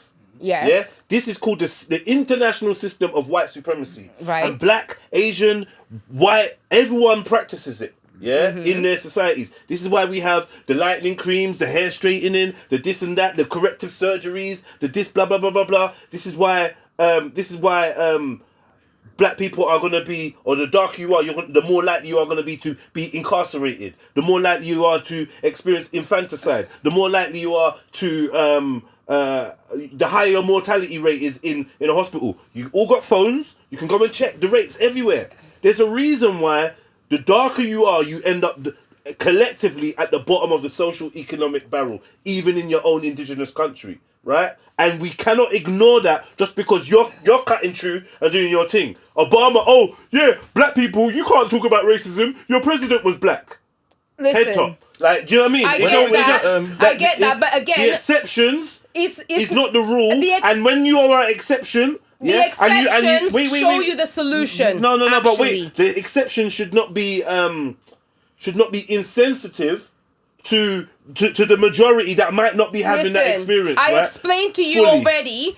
So if I was a victim of racism in Portugal. My dad, who I told you is a big, strong, scary black man, yeah, if he succeeded because he respected his substance and his value as a human, as an African man, because he was proud and people saw that and treated him accordingly, then there's a solution there. The solution comes down to your mentality. So you think that people are being suppressed because they don't respect themselves? Yes. Well, so you see, did your dad care about societal norms and what people thought about him externally? Would you say that's something that he valued? Yes, he cared.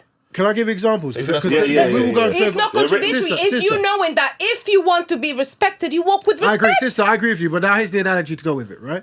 Imagine like your phenotype is a basketball player, right? So let's say that the lighter you are, the shorter you are, the taller you are, right? And so let's say that is this it's a hypothetical? Hypothetical, yeah, because this is not some supernatural kind of basketball game, yeah. So Whems, you being a lighter lady, you're going to be say maybe 7 foot, while a darker person is going to be say maybe 5'1", right? Go down the shade, right? Cool. Now you both have a disability. You both have one arm, yeah. So there's a spectrum. So yes, if you keep on trying, you might make the NBA and maybe the next league down in Europe or whatever. I don't know. There's some form of success. Yeah.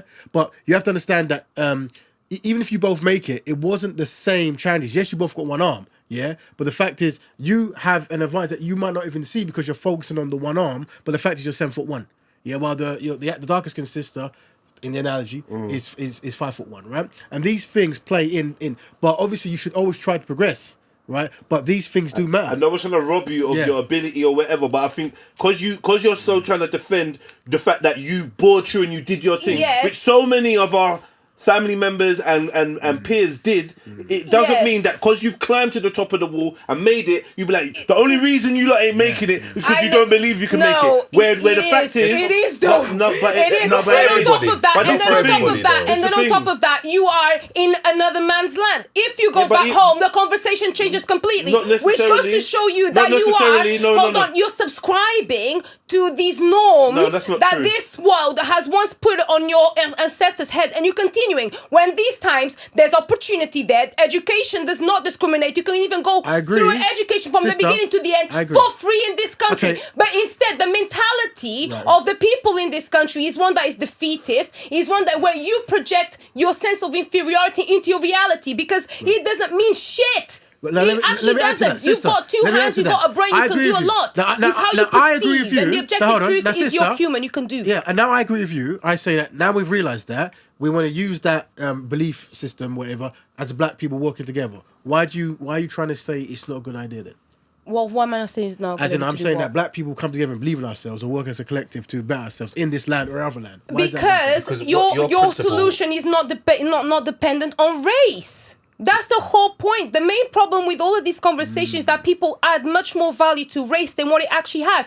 Race is nothing but a biological difference that creates you to have. No, and I can say that because you're mixed race. And it is because of that. And it is because of that. Because I'm mixed race, I know that I've got two races in me, and it doesn't really mean much. So it's like fuck everything. Exactly. No, but it doesn't mean much. 1 second. Unless you make it seem like something. Because the same way I'm speaking and saying it doesn't mean much, I could sit here and be like, but black people are mean to me, and I feel very rejected by my own community, and I don't care. But I don't care because ultimately I've reached the enlightened solution, which is race doesn't actually matter. Race should never be an obstacle. Race is nothing but a biological phenomenon. You say you want to say something? Yeah, because I was going to say, you said your own black people, so what about your other side? And the other side is the same thing, so it doesn't matter. You claim more on our side than the I claim more on being African because my mom, despite being white, she is African. So my loyalty comes down to the motherland. I don't care about being black, white, mixed race. I care about upholding my cultural values. Is that mom African? Yes. Up to you. It doesn't matter. And M's Jamaican. Huh? I'm very look. I don't get involved in these things. Do you get what I mean? All I say is this, yeah. Listen. I'm saying that I'm about black. Hold on. Remember this. Things are in a circle, right? Yeah. And I said that we can have a tactical meeting or a traumatic meeting. And unfortunately, I don't mean shocking. It's become a traumatic meeting, and it always will be. Because she's shouting and huffing and puffing. No, it's not the system. I understand it all. You gotta black fight. woman. You get it. I have to fight to have have a big voice because I say more shocking things than everybody here, and nobody really wants to say. You'll be surprised. Well, so far so good. Do it. So far so good. Fuck you ain't black. You ain't black, motherfucker. Wait, do you want me to tell you something shocking? Do you want to hear something very shocking when it comes to me talking about racism? Go ahead. In modern society right now, racism is being perpetuated by the inadequacy of the community. The community continues to represent itself poorly and then giving a bad image stereotypically in general, and then the racism continues to be perpetuated because I'm telling you, for what I know to be black people are not criminals, black people are not uneducated, black people are not... From what I know of black people, especially from my side of the family, that is black, my side of the family that is black is wealthier. Right. My side of the my black side is stronger. My black side is the one that I actually looked up to as the example. Cool. So if I can see that as my example and I see the community doing something different, I'm going to tell you the problem is nothing to do with being black. The problem is that community. And your viewpoint is selfish. Your viewpoint is selfish. It's blinkered. And it's biased. Yeah, it's too aggressive, man. No. We turning up now. You know we turning up. You didn't do all that. But is it invalid?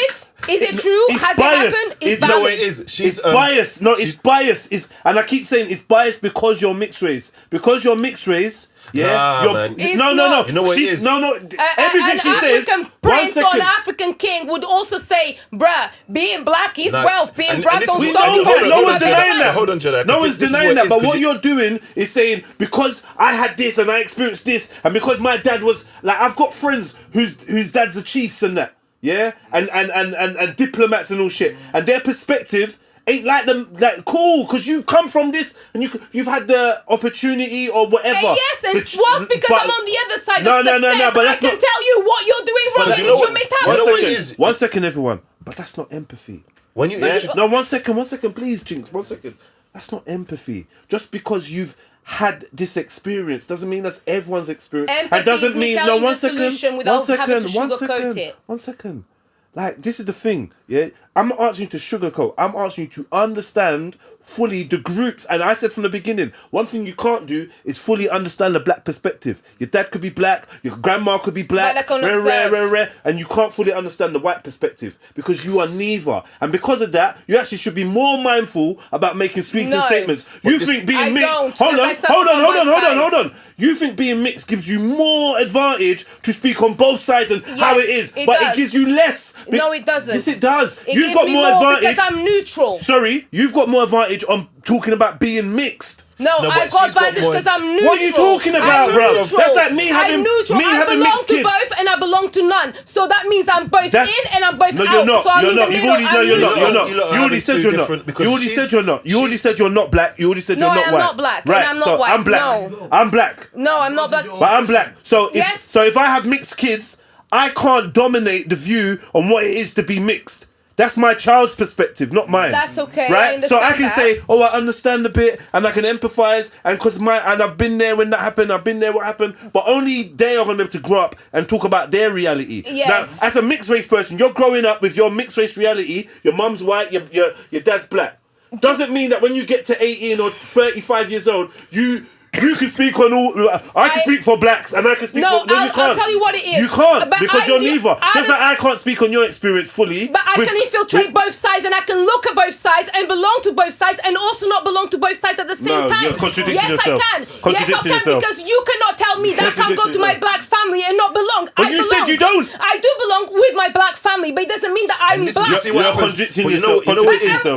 So because I'm mixed race, because I'm mixed race, I don't belong to my black family. I ain't heard you shout like this since back chat. But this is the because you see, like, because everything. No, because it's a problem. This is what I understand. I see her argument there. Because you see, everything you said is factual. But when you add that bit, it's because you're mixed race. When you bring the race into it, it brings something else out of it. What it does is identify your experience. Yeah. So what she's doing is she's speaking from her perspective instead of the perception that's happening. Yes. And this is why I say you're a bit aggressive with it because you see, like, when you add your mixed race bit, now it weaponizes and it mobilizes. No, it's not. It's factual. See what happens to her? Because her experiences and what she's been through. Her experience is a mixed race experience. It's personal to her though, because her mixed race experience is probably different to mine. Yeah, but when you bracket it all together, but she did that first. I'm only following her lead. That's okay. Because remember what she said. You wanna wipe us all out, and I was gonna say, who's us? because every mixed race person ain't the same.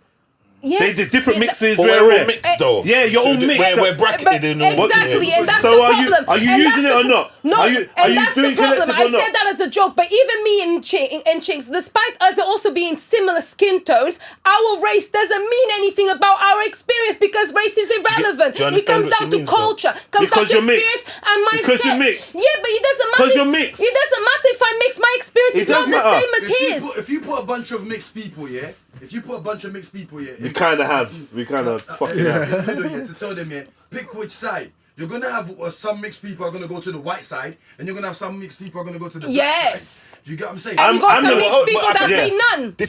And not all mixed people are white and black. He's got several mixes in him, and yet he's being grouped in the same space as me, even though it's not the same. So race is irrelevant. Sorry, you guys grouped yourselves together. Did you not just do that? No, you grouped us together. Did you not just do because that? You just said you purposely picked light-skinned people to sit down on this podcast to have this conversation. Already the assumption. No, I didn't. The assumption is that we're the same. No, I didn't. We're not the Sorry. same. Well, think about it. Think about it this way. Think about it this way, right? Can you imagine? One second. They're still trying to say that because we're the same skin tone, we must have some similar conversations. Sorry, one second.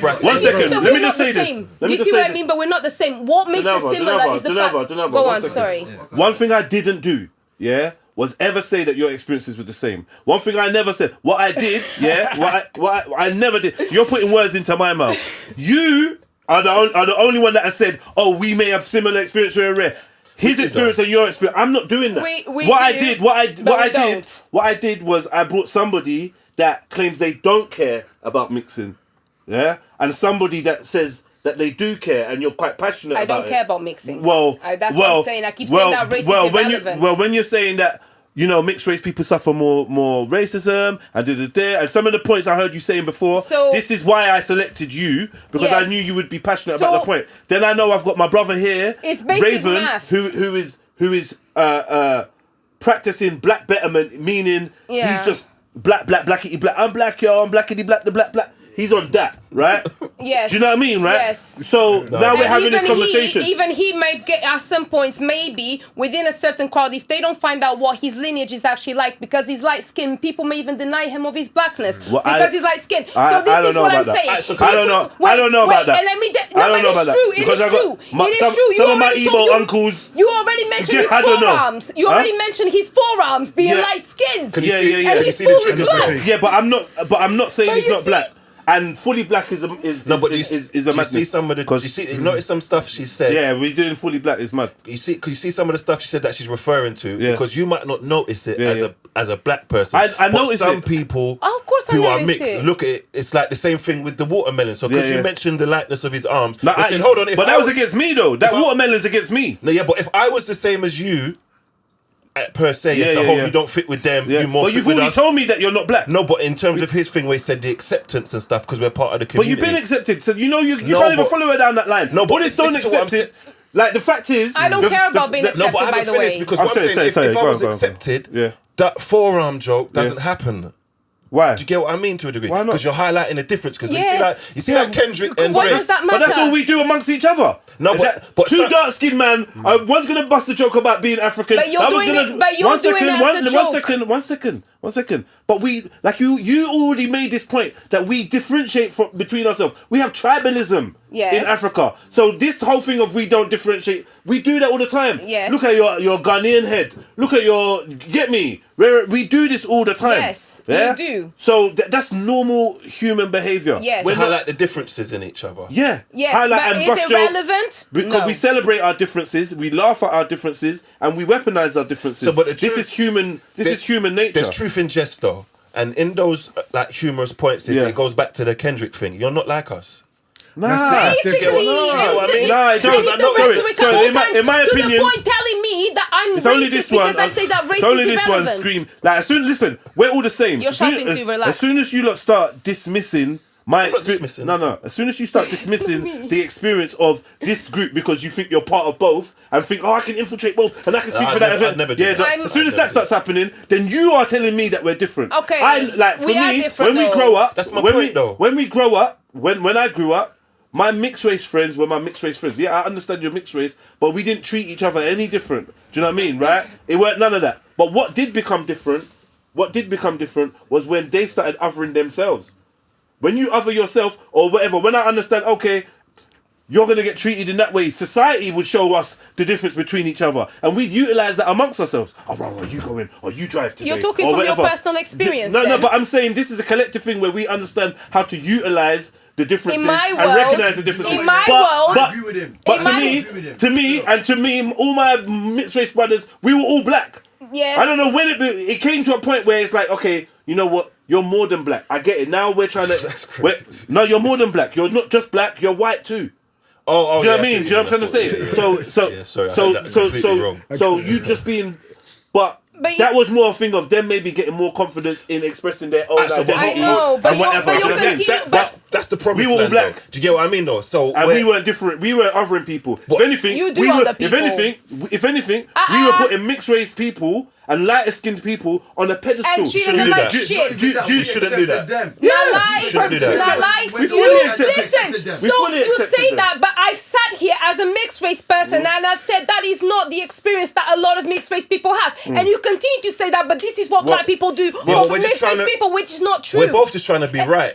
No, do you get what I mean? We're not actually... But it's okay, and the whole point is race creates an experience that every single person will have. Some people will try and say that their experience is worse than the others. The whole point is that the experience you have regardless, because we're humans. The whole point is that the experience doesn't really matter. Because if you internalize that experience and you make it mean something, if you make your race mean something, especially negative, which is what all of you are doing, then that's the problem. I've sat here to say, regardless of whether or not you've experienced racism, it does not stop you from becoming a wholesome and educated human. Are you arguing against us with that point? Or no, you just, I am we simply, know this. and I'm simply then explaining that I know this because my experience is that I've been rejected and discriminated against and treated badly by both black and white. Okay. And Asians and Chinese and all of these people that you also deal with, except that the only difference is... But you still come to tell us race ain't an issue. The only difference... Because you're both racist, race ain't an issue.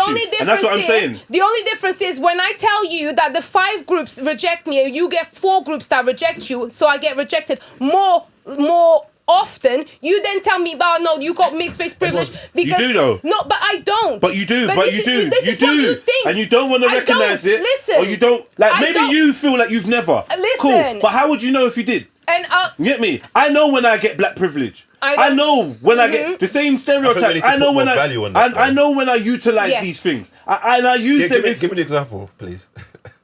Everyone's good to move out the way, bro. When I'm coming through. Okay. Yeah? There's one more seat. You're not likely to want to sit there. Yeah, cool. When it comes to like, right, all right, let's fuck them up. You're probably going to choose me last. I don't have privilege. You know what I mean? There's certain things, like when it comes to physical things, when it comes to musical things, you're probably going to say, yeah, oh, rah. Like, do you know what I mean? So there's areas where the stereotypes, you can utilize them for your benefit. Right, cool, and I can exercise black privilege in many things, especially when it comes to cultural things like art, creative things, all these things. There's a lot of black privilege in certain areas, but then at the same time, there's the white privilege. That's why you will get the RD or the H come true and bust, and because we understand that you don't have to be better. You don't have to be better than the competition. You just have to be able to mimic the competition. That's why we'll get an Adele. Or we'll get rare. You don't have to be better, and you will get lauded and celebrated. We understand that too. And if we got white friends and whatever, like for instance, I'll give you a good example of white privilege. Yeah, just simple, right? Imagine I'm doing a battle rap. Back in the days, I used to do a bit of battle rapping, jump off TV, right? Imagine I'm doing a battle rap, and I've got like it's me versus Justo, me versus Mag, rare, and it's like rare. Now it's me versus Tim. Tim's the little white guy with the glasses. Yeah, as soon as he steps on, I'm already at a deficit. He don't have to say much. Yeah. He could just say, "Suck your mum," or "You're not really a gangster," or "You ain't got no gun," and the crowd's going, "Whoa!" Why? It's a battle rap, though. I suppose. Yeah, no, but why though? It's because of the social implications of it. Like you don't have to be as good. We have a fascination with a white person that can mimic or reflect or do the same type of music. We will push that up. Like, oh my God, yeah, he's sick. Rare, oh, rah, he's sick. What we're not finishing is for a white boy.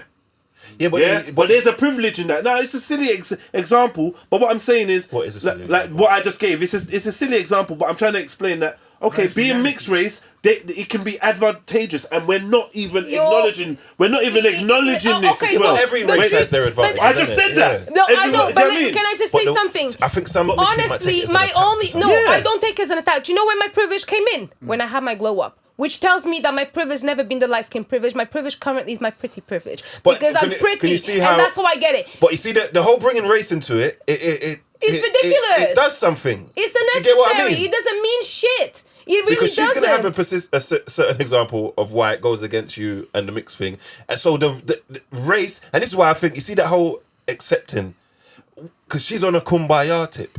Mixed people usually are, because I have a family structure. Exactly. I have some positives here. Exactly. I have some positives here. So I just want the speech. I and want another us all part to of live it, as one. and guess what? And then you want better for black people. But another part is because you're not black and you're not white and you have experiences of not being accepted in both of them. You tell everyone, fuck race. Race don't mean nothing. That's a typical. That's a typical thing. Either for people in mixed race relationships and people that are mixed race, a typical thing is to say, fuck race, it don't matter. We're all when it comes down to it, I'm not saying that's what you are. When it comes down to it, it really doesn't. It's only because you're allowing it to be. Even listen, my family, I've got white and I've got black family, both being Angolan, right? Both sides of the family suffer the same when it comes to war. Both sides of the family can suffer the same when it comes to poverty. It's just continuous. Is that misconception that white means something more than what it does? White people struggle. White people suffer. Let me say something shocking now. Can I say something shocking then, yeah? White people doesn't mean that you have generational wealth. You guys get it so wrong. The main problem with race comes down with people attaching inferiority to superiority to race. You have systemic wealth and systemic access. Me personally...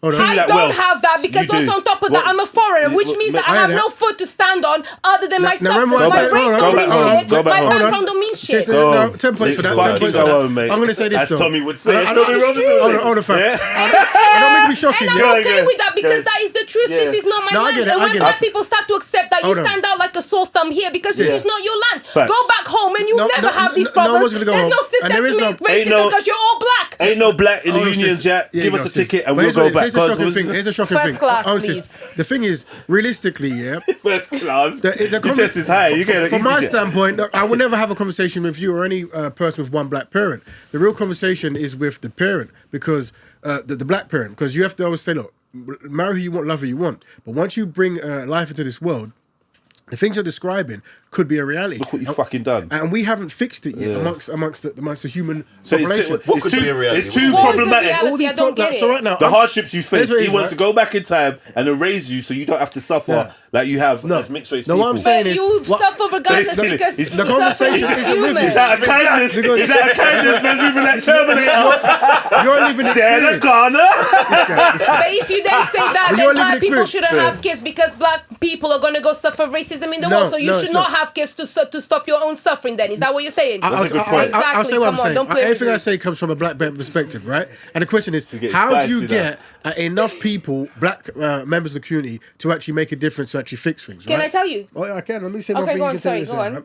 Yeah, and the thing is, right now, it's like, if we're seeing a consistency in people who have one parent who's black, one parent who's white, and it's causing all these pains, then it's like, my conversation can't be with them because they're going through it. The conversation has to go with their parents and go, look what you done. You have to try to fix this. You have to try to. If you're going to marry a European, you have to be part of the process to make your children not go through the experience. Because when it comes to us practicing black betterment, but then they're going to be self-sabotaging all through the process. But on the flip side, if you have black kids and then they suffer systemic racism or whatever, you can't go to the kids. You're going to go to the parents. Say again? You can't talk to the kids. You're still gonna have to talk to the black parents and say, "Well, you've had these black kids now." So look what you done. So it's just a parental conversation then. Yes, but the thing is, it's not special because one's black and one's white. Here's what it is, right? You have to have a template that works for your collective best interest of your people group, right? And why do you say that?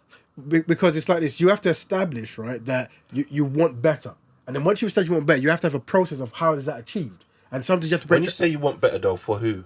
So when we look at the black figures, like people who are black, some people don't care about that though. Some people just want to be able to live freely and enjoy their life and marry who they want to marry and take to bed who they want to take to bed. And that's why I'm do love. No, sis. That's why I call myself an open door elitist. So open door elitists, we don't really discuss that. What we say is we understand that a smaller number of people control the world, right? And this is how it just works. So it's like if black people, this is going to be very shocking. So let me say it, right? So what it is if that's the case, then you can't include everyone who's got these opinions about universalism and we don't care. That's it's what like, my point was. Yeah, the open door elitism it's no. So what it is there'll be an Ethiopian, a Nigerian, a biracial, whatever. Like, let's come together. Let's try to own a magazine, and in that magazine promote black hairstyles and black love, and let's try to get sponsorship that gets black football players or whatever it is. So we're constantly trying to do things. She's gonna be like, why just black because it's not meritocratic. I believe in it. Original. Why not? Why not white footballers? Because it's discriminating against other people that also deserve certain opportunities. Because discrimination goes beyond race.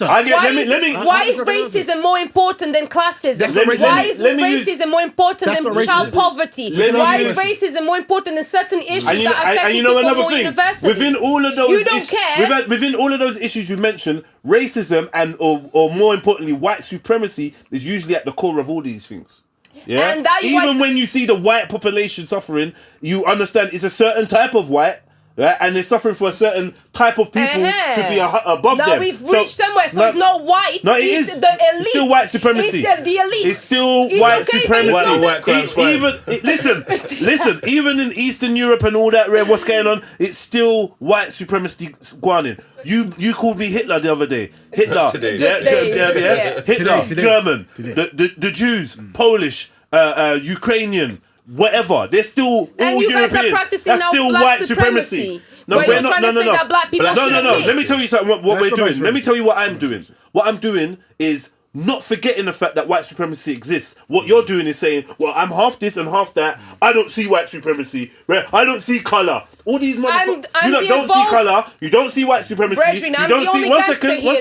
One second. We don't give a shit about the system. It says fuck the system. I know the truth. Yeah, fuck the system. I'm more fuck the system than anybody. However, you have to recognize the system you're trying to fuck. You are blind, like there's no system. I've already recognized the system. If you want to fuck the system, if you want to fuck your enemy, then you have to know who the enemy is. Okay, and it takes an understanding. And what I said, one second. So I can say fuck the system because I know both systems better than you. Clearly, from what you've demonstrated here today, you don't see both sides. You see the middle strands where they blur and meet. No, I see both sides. I see three sides, actually. Justo. You don't see both sides. Okay, so this is why, again, I have a massive issue with black people when they have this conversation. I will say it. Let me shock you. Because this is the problem. People piss me off when they try to say to me that I can't see the system within each of the sides. Listen, I lived and I grew up and I'm very close to my black side of the family. Are you black? It doesn't matter are you black? I am not black. All right, cool. So then that's the end. Imagine me saying my family's white and all my friends are white, so I know what the white experience is. Imagine me saying that. That is not the point. You're not black. Listen, you can't know. That is not the point. The point is stay in your lane, innit? Let me tell stay in your beige lane. I am very much in my lane. I might call it that. Stay in your beige lane. Listen. Let me explain. This is the problem with that you're not understanding. Black people feel very much attacked every time I say racism is something that you internalize and you can then make yourself feel inferior over it. The reason why I say this is because I am not black and yet I still grew up within the black community, within a black family, as well as wait. And they do. But the difference is my dad. And they say nigga. And they say nigga. The difference. I can say nigga. All my homies are white. All my homies are. Listen, the difference is that my father. The difference is that my father, who actually was with my mother and gave birth to us, my father is black. My aunts are black. Okay. I have a lot of family. Listen. It's his experience. Listen, that's okay. Right now. That's okay. I'm not. But I'm talking about my experience firsthand. I've not finished talking about anything. You keep cutting me off. It's not about the freaking experience. It's about the reality. And when people continue to attach their experience to... You can't tell me what my reality is. I have not finished. How are you going to tell... I have not finished. Can you speak on what black reality is and not be black? I have not finished. How have you done that? When you're looking from inside the box, you cannot see the full picture. The beautiful thing about me is that I don't belong to either. So I standing outside the box, but still observing everything. I'm inside. You're not observing everything. I have not finished. finished. This I is a have selfish not finished. viewpoint. I have not finished. Egotistical. I still have not. Have a lane. I still have You're not trying to finished. figure out This your is the lane. frustrating thing. You guys have not let me finish. You guys are so rejectful. You don't understand. I'm in black homes all the time. I am don't mean loved. nothing. I am brought in by the black community you the are? same way. Oh, the same way. see it there? In The my truth comes family. out now. You said you were rejected by the black community. You guys are not. No. I've never said I'm black, and So I'm why not are you black. Why are you doing all Why are you this? so bothered about their acceptance? No, because you guys are not letting me finish one time. The whole time you guys continue to cut me off, and that's why my voice raises, because I'm trying to find the voice that people try to not give me because I'm mixed race. This stuff, no, because it is the truth. And even still now, I say mixed race, and people still stop me from speaking. Don't speak. No, because you see when you Are you still stopping me from speaking? Oh, I thought you was asking At a no question. point Go have on. I been able to tell you my point because you keep cutting me off. So what I'm telling you is, regardless of whether or not I am black, the same way that you need to know the system to be able to understand, you have to go within the system. I am within white, I am within black, I am within mixed race, I'm even within the immigrants and the foreigners. And because I can navigate between many systems, now I have the privilege of comparing. There's a difference I between have not immigrants. finished. Sorry, I I'm have a not break something finished. down. Go on, I sorry. have not finished. Sorry, sister. I have the Let me privilege. go I have the privilege of comparing and contrasting. When I have a privilege of comparing and contrasting, quite being infiltrating within, I can see a more wholesome truth than what people can see when they are inside the problem. And I can understand and sympathize with your problems. I can sympathize and empathize with the whites, but the objective truth is, I'm mixed race and doesn't mean shit. I'm mixed race doesn't mean that I can't be loved by black. I'm mixed race doesn't mean I can't be loved by white. This is why we kept cutting you off, because I think you're misunderstanding, because everything you said there is facts, yeah? But the first thing you said when you stopped a minute, you said, regardless of whether I'm black, when his whole premise is, the fact of the matter is you're not black. So the experience is what he's explaining. I say that's just a general term, regardless of what. Don't speak for the black experience. Regardless of Don't what, do that. I'm not speaking for the black experience. I'm simply speaking to you from what the solution is, because you guys keep trying to find the solution. You keep trying to talk about white people, and the problem is not fucking white people. The problem is that the black community continues to feel like people make them feel inferior when you can just say fuck the inferiority. I'm a G, and I know I'm a G because I know my history, I know where I come from, and I know my substance as a human. That's simple. But you see the way none of us are objecting that, because there's some instances where that's fact. But then what he's saying, you can be a bit dismissive when he highlights his things which are fact, and you only bring up that. Do you get why? So he says something, you bring up your personal experience, and it's dismisses to him, and then he dismisses. So you're both kind of dismissing each other. Even your assumption that being mixed race gives you the opportunity to see the black experience clearer than the black man himself is an issue. And that's an issue for us black folk. We don't like that. No. We don't like that. And if I did that for a mixed race person, you wouldn't like that. That's okay. So how's it go one way and not the other? I'll tell you why. Because unfortunately, it don't argue with emotion, innit? No, but I don't. So. This is not emotion. What the problem is, what stresses me out, is that you continue to think that experience is facts. I'm not talking from emotion. I'm talking from a logic. The only reason why I'm shouting is because I'm talking from logic. Because I work within the black community and I see the problems that the black community in this country have. I'm the black community and I'm disagreeing with you. And not only that, I see the experience of the African community. I beg. I see the difference of the experience and the identity of African bred people, and it is not the same, which goes to show me that you are in a foreign country experiencing standing out because you are not from this country, and then you are internalizing that experience as you being inferior when it really is you're not in your land. My black mother, my black father are available for comment, or were available for comment and experience. My black cousins and black brothers, my black peers are available for experience and to talk and to give their thing. You are in the UK, in a white person's country. Well, I've been to Africa. Of course you're going to stand out. But because you stand out doesn't mean you're less than. You're more than. You still are. And when you start to think as an African here, you're treated as less than, and therefore you internalize that you will be less than because you believe you are less than. I don't believe. You accept it. If you don't accept it, you'll be okay. One second, no, sis. Here you go again, telling me what I see myself as. As a mixed race person. It's a General. You're talking for the black population general. We see ourselves as lower. We didn't tell you that. We don't see ourselves as lower. What we're actually telling you is other people see us as low. And do you know so what I mean? How does that mean? And make it difficult in the environment. I try to explain the system of international white supremacy, but you seem to think that it cuts off once you cross the channel or the Atlantic or whatever oceans around us, you think that white supremacy system cuts off. I tried to show you about the caste system internationally in Asia and what that's. You didn't hear that. I tried to show you about the Holocaust. Yes. And you didn't hear that. You don't understand. So that if that is there's the an case, embedded psychology. Yes. There's an embedded psychology in a group of people that have spread that disease. Can I say something shocking after that? I'll shock you with the Jews. So Go just on. quickly though, you can't ever get frustrated about cutting people off again. Yes, because you're doing the same thing. I know. Go on. I want to add that. We're talking about the Jews in a second. Go on. The Jews. I'll talk to you about the Jews. All right, cool. I never said Jews, innit? But what I'm saying is, if we want to quickly, you're a cheater. If we want to quickly get to the Jews, with the Holocaust, you mentioned that, no? Yeah, I'm talking about the Polish. And the Armenian or whatever these people are. Yes. I'm not talking about the Israelites. Yes. I'm not talking about the true inhabitants of, or do you know what I mean, the tribe of Israel. I'm not talking about them. Yes. Yeah, which are black folk as well. Yes. You know what I mean? That we know. And that's another experience where you see the racism. All I'm saying is this, man. You're speaking for the black experience with passion and vigor, yet othering yourself from the black collective. Being that you're mixed race and you're that and you're not black, rare. I'm saying that's very dangerous practice. I stay away from speaking on the mixed race experience, even though I have experience in mixed race lives and upbringing and children and all sorts. I've got friends, family.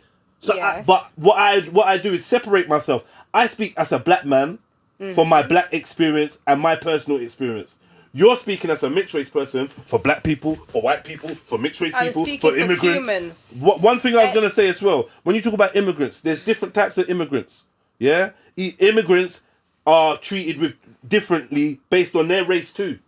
And based on their sex and their gender as well. So the opportunities you got as an immigrant in England or whatever might be different from the opportunities my uncle from Nigeria gets as an immigrant. I'm just saying, you have to be aware of these things. You're speaking from a personalized... And that's not down to race, that's down to passport. You know, but do you understand the point though? Because what I was going to say is, because you see, when you make You're not just trying to rub out racism. No, I'm not. And act like it's all in the black man's head. I'm not. Like, that's fucking mad. I think the true significance of it and mad. how it affects you, it is something She's that is wording irrelevant. it mad, because what it is, She's speaking for a mixed race let him person. speak. She's not speaking. She's speaking as someone that's both. Let me be a bit of a clean-up crew, because I understand what she's saying, but she's going about it terribly because it's a passion thing, because what it is, when you make it a race thing, because me, I'm not black, I'm mixed. As much as I appreciate being accepted, and I love the cookout because I know which food I prefer more than the other, so I appreciate that. So I don't shit on that experience. But what happened? About food, though, no, cool, and I can admit that I'm racist in some instances. Yeah, go on. I'm playing with you. But when you make it a race thing, it alienates. So what this is what happened with me. Like I thought this whole thing was a right and wrong, because the way some black people were treated and what black people have gone through at the hand of another race was wrong to me. Do you get what I mean? And I could see that was wrong across the board, and I have that same energy, because even when certain people I've probably made a mistake. But you know, like say the P word, like Pakistani, and you shorten it. But I've noticed some people will ride for one form of racism, but then the other ain't really important because it's so important to me. So I thought we were having I thought it was a right and wrong thing. Yeah. I didn't know it was a black and white thing. Yeah. And I think when you bring the race into it, it alienates some people. So I'm working on the principle of this is right and this is wrong. I don't care what colour you are, this shouldn't be happening to people. I hear you. And But then what we do is we start looking at the wrongdoings. And I'm talking about the systemic, historic, and continuous wrongdoings that are happening now that Dinalva is denying. And Dinalva is denying the power of the system. She's like, fuck the system, rare, as if she's some revolutionary. Bro, just chatting. But you're just chatting. But you're not just chatting. You're not actually... No. You're not actually on the front line having to back those words of fuck the system. When it's time for you to fuck the system, you're going to join all the other mixed race revolutionaries, and be doing 1,000 years in jail. Because they're going to let you know, if you think of most of our revolutionaries have been mixed raced. And you've seen what's happened to them. Well, so tell them Take me to prison. I will never shut up. But Race is irrelevant. Fuck the system, indeed. You can still make it regardless of what color you are, what gender you are, where you were born. You can fuck the system because the opportunity is there. If you gotta make it as a black woman, then chat. Go do it. You gotta make it as a black man, then chat. Yeah, you're neither of them. You're telling everyone what they can make it as because you made it as a mixed race woman. Tell mixed race people you can make it as a mixed race person. I can say this but once you start telling the black people what they can and can't do, Indian, you can't speak for the Chinese. Mixed, Brazilian, Hispanic, whatever it is. Humans are more than the color of their skin. It comes down to your substance. I agree with you. I believe in humanity more than I believe in race. And the reason why I have this privilege because I am blessed to have had two parents who didn't give a fuck about race and they decided to get together and gave birth to a child and they both empowered this child to know that what matters is not this, it is that's this, perfect. and it is that's this. Perfect. So when I say to you that race that's not your view, not the system's view. That's okay if that's the not system doesn't see things like you. Listen, humans are stronger than the system. The only reason why revolutions fall is because the spirit of the people is not aligned towards knowing that you are can we get the warrior spirit? Regardless and by of getting the warrior spirit, simple. listen, by getting the warrior spirit, sometimes you gotta let the warrior know the fight that they're in, not minimize it or deny it and act like it's not there. Right? You know what she's do you doing, know what I mean? To get to when you train a fighter, you train them, you spar them. We go chat, we spar them against opponents. You know what? I'm not gonna chat. And I've sparred many opponents and I've come out every single time and I continue to succeed. Because I stand for what I say. I say what I say and I stand on it. I have so many things against me that means that the system would be against me too. And it is not. Why? Because I don't want to acknowledge the system as an hindrance. I find where I can find to make it because white people also have the system against them. The system is against the majority of people. No, but we're not saying that's incorrect here because what he's saying, what's that thing when you say we have two types of meetings? Oh, we have a traumatic meeting and a tactical. All right, so cool. You see that? So when you present something to him, he says, all right, so now that we're going into a trauma element where we're talking about like feelings and stuff like that, we put the tactics on hold and then we speak about how you feel. See when he says that? So what happens is when he presents you with an issue, you don't do the... what's the meeting? Traumatic. You don't do the traumatic part. You just go straight to tactical, and it kind of dismisses. Traumatic. She's doing traumatic. Do you get what I'm I mean? not doing traumatic. No, she is. I'm doing tactical. I'm telling you, the solution is not your emotions and how you feel. Your solution is understanding your power as a human. Sister, all that dismissing. But you're going to a solution. All that Captain Planet. Sorry, Earth, Wind, Fire, Water, Planet, how much Me, all are we the world. Cry about racism? But sister, yeah, that's cool. But that's very dismissive. How much are we doing and it's based on your trauma. And it's based. Trust me, it's based on being mixed race, like you started off saying you're not accepted by both sides. Yes, yeah, that's a fact. Throughout the rest of it, you've been talking about how much you can infiltrate the black and how the blacks accept you and rare. But truly, you feel othered by both. No, so I then don't. I'm not your accepted by psychology. Listen, this is what I realized. Your psychology is not to promote blackness or whiteness, is to say neither of them are important. We're all humans, and I get that because you've become mixed race. That's a mixed race standpoint, and somebody that's in a mixed race relationship, 90% of them will do that, and this is the fear of the black community about those people because you fall into this state of kumbayarism. You forget the real threats that go on, and you say, me and my community. That bit there. Listen, no, this is their worry. This is their. No, listen. It's the fear. Listen, 1 second. It's the fear that keeps the community behind. I agree with just that little bit there. Listen, you're going to agree with what I said. You didn't hear it correct. I said this is the black people's fear when they see people getting into interracial relationships, that you're actually going to develop this mindset where none of the black issues actually really matter, and it's all in your head, and rare, and they don't and we're all good. And it's like, you know what? Like, not all people that get into interracial relationships think like that, and not all mixed race people think like that. But this is the worry, that this homogenized New World Order mindset where we're all one. So what would you rather? I'd rather the truth. I'd rather the truth. They are groups of people, that have pitted every single obstacle they can. 1% of the white elite. Let me just talk. Sorry, go on. My bad. Go on. There's groups of people, that have deliberately set about conspiracies to limit the growth of certain people. It is in their interest to have the international scene laid out the way it is, to keep certain people in a certain position and to elevate others, and to promote white supremacy even if they're not white, because the system is what they use to control each other. That's how they use to control the little people. At the top, it could be all black people, for all we know. But white supremacy is used to control those down at the bottom. The caste system. Light is white, black is whack. Yeah? That's just simple.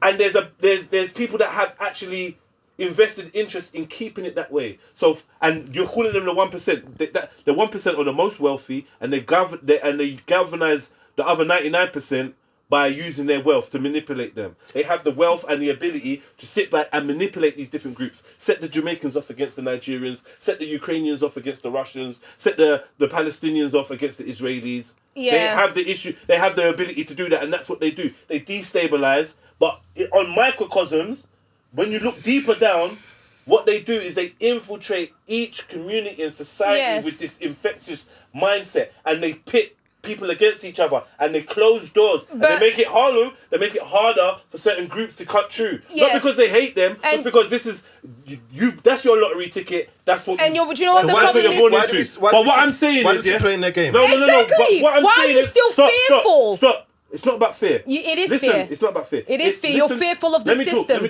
talk. Because you think the system will fuck you instead of you fucking it. You're fearful of me explaining this. Go on, sorry. Confusion is not my friend. I want people to understand what I'm trying to say. Yeah? Everything I just described, you're agreeing with. But you spent the last how long making it seem like it doesn't exist. And more importantly, you are undermining the power of these groups. So when you're saying, just white, this is so, you understand what's do you understand? Are you aware of what's happening around the world on a political level and a social engineer? 1 second. Go on, hurry up. I want to add this because 1 second. No. Go on. Because you're speaking like somebody that is illiterate of what's actually going on in the world. You're illiterate of what's going on in the world, and I'll explain to you in a second. You're speaking from a glass half full, optimistic, but it's not realistic. No, you're not. Peace. We all want peace, exactly. But you're speaking like there is not a deliberate machine trying to stop that peace. So don't ignore it. Listen. Don't ignore it. Understand it. You don't right now, you got ignore the ears. Hold on. Right now, you got the ears of the people. And you're going to spend your time trying to dismiss something that exists. So, you're dismissing the pit bull in that corner of the room and saying, if you don't acknowledge the pit bull, then the pit bull don't exist. No, the pit bull's there, and it's going to nyam you. Okay, so let me. Either you learn to fight pit bulls, let me jump in. You identify what type of pit bull it is, or you learn to tame the pit bull. But don't act like the pit bull ain't there and try and say that you can just dismiss it by saying fuck the system. You don't work like that. Because the system is real. So let me add. Listen to this. You talk like this. So Africa has been under this same kind of like narrative, this trance of the white supremacy, and that's why it's been exploited for so long. Now, in Burkina Faso, we've got a president that said, fuck the system. Yeah. We know where we come from. We know that us being African doesn't mean that we're poor. And so what we're going to do, we're going to say, fuck the system, get everybody out, and we're going to do what we need to do. Where's he get his military support from? Where's he needs military to do that. Where's he get his military support from? From where? Rwanda. Who's backing Rwanda? Who's Rwanda? And I still have not landed. And this is the thing. Back to white supremacy yet again. And thank you. And what Ibrahim Traoré actually did, he said, okay, we're going to take control knowing that we have the substance, and we are not going to completely cut off the white person, because the problem is never the white person. The problem is who you're dealing with, because actually he's doing deals with Russia, and so Russians are also white. So it doesn't come down to race. It comes down to right and wrong. Do you know what Putin said about Africa? It comes down. Google it. Google everything. Negative. People go to Africa to die. Listen. You say this, and yet he's doing all of these deals where actually African nations and Russians. Would he do anything if it didn't benefit him? Would them Russians help Africa? I don't think you understand. Would they help Africa if it weren't benefiting them? You know what? I hear what you're saying. No, it wouldn't. They're not doing us no favors. They're gaining something. No, but wait, before you go, because I just want to respond to that statement there. The white man yet again is gaining. I got a funny story to go with that. And you needed to answer that question about the military. I have not been able to speak one time about this situation. Because really and truly, Europe is still at the back of all of this. Don't ever get it twisted. So where do you think Rwanda is get their military might from? There's their new age technology. We're talking about Burkina Faso. Yeah, but Burkina Faso Burkina Faso is currently Burkina Faso does not have the military ability to defend itself. Yes. That's why it signed a treaty with Rwanda. And yes. Rwanda is over there, but fucking Congo. Okay. Like, what are we talking about? Cool. So so let me first of all, this is already not to do with race. That's already internal and it's no, it is race because at the hand, white supremacy and the white politicians are destabilizing these countries to. I know you're ignorant on world affairs. Well, to be honest, you're completely wrong in that, and because you've not once let me land and let me speak about what I'm having to speak with. I'm a shush. No, but you say that, but you say that, and you actually. But I need to keep it spicy. No, you're still speaking. I understand. He ain't gonna shout with you. I know, I understand. But look at him. Look. Trauma. He's just thinking it. You're continuing to look. You continue to look. I am very not ignorant in actually international politics. That's actually my forte. Okay. And because I've studied about it so long, and I go much deeper than the normal person goes when people normally just go on the internet to do a one check. Yes. I've gone much deeper. I've written dissertations on all of this stuff, and I fully understand that the problem is not white versus black. It is people making the wrong decisions based on how they perceive themselves. Now, the case with Burkina Faso is fantastic. Why? Because he's now doing domestic manufacturing of so many things. He's growing the wealth in his country. He has kept things where he believes in the substance, where he no longer feels afraid to say fuck the system that was built by the white person. Because the system is there to keep you down, because the system is a psychological construct. And when you fight but it's only in your head. It is in your head. So you don't actually and I'll tell you why that is in your head. The system doesn't actually exist. Can we just clarify that? It's so stressful for a person to finish one trail of thought. I just wanted to clarify because that. You're constantly stopping me from telling you the truth is, regardless of anything, regardless of whether or not they've got a relationship with Rwanda is doing to Congo, and all of this stuff is happening. The problem even within African states is the fact, the difference is that the Africans who are still slaves to the mentality of white supremacy, and there are Africans that say fuck white supremacy, we can do what we can do, and therefore we're going to do it. We're going to kick all these motherfuckers out, and we're just going to do what we need to do. That's on a political level, but the psychological understanding and internalization is the same. Ibrahim Traore, it was the president of Burkina Faso before he did a coup d'etat was not a white person. It was a black man that had the mentality of the white superiority and the system that we rely on. And this system is so important, it's so big that it can actually keep us down. When actually somebody can down, what you're saying is it still comes from them though. It still comes from the main thing comes from you as the individual. Once you listen, I know, but this is the whole point. What I'm telling you is the point is when you internalize, when you accept, and when you subscribe to the system that has been supposedly telling you that you're inferior, and you believe those lies, that's when you go wrong. Now, I've never had the chance to believe in those lies because thankfully I had two people that come from very different worlds telling me the same truth. And the truth is that this doesn't matter. It's this that matters. It's this that matters. That's why there are revolutions that are successful, because the people are aligned in the spirit of knowing it doesn't matter what the system is saying. We got this. The same way that Fidel Castro managed to tell fuck you to America, who is 10 times bigger, and in their backyard, and no matter how many times they tried to go and fuck with them, they said no, because the spirit of revolution, of them knowing that they are stronger, that they deserve better, and they are capable, made them be able to achieve it. The problem is always going to be your mentality, because your mentality affects your inspiration, your motivation, your ability to act. Sister, that's it. Can I add to that? It's not about race. Sis, we agree. It's about spirit. Sis, you said good stuff there. Let's go back to the identity and who you should and shouldn't marry, this kind of stuff, right? Because that's where we're going, right? And what I'm saying is, when you talk about in Africa and the revolution stuff, that's African people saying we'll do for ourselves, right? So that when you go across the border to different countries, you can actually have communities of how do you identify a community? I'm saying the same thing. How does the black community do for self? And there's a strategy of black families, black economics, and black health. That's the basics, right? And that means constructive black man, constructive black woman, constructive black family. That's and you know, so what's even crazy that people say things like this. And again, this is my personal experience, but it's an experience that is actually a microcosm of what a bigger solution. Even my white family, my white granddad, he fought in the war in Angola against the powers that be. Because ultimately, the powers that be are not even a power that be that is 100% generalized for the whole race. That's why when you make it about race, you are actually being so unfair to the humanity behind everything that is also suffering. The top 1% elite are the problem. White people are not the problem. White people are not the problem. So you marrying into somebody else is not the problem. The system of white supremacy is the problem, not white people. I already said that white people can suffer under the system of white supremacy, but you're trying to dismiss.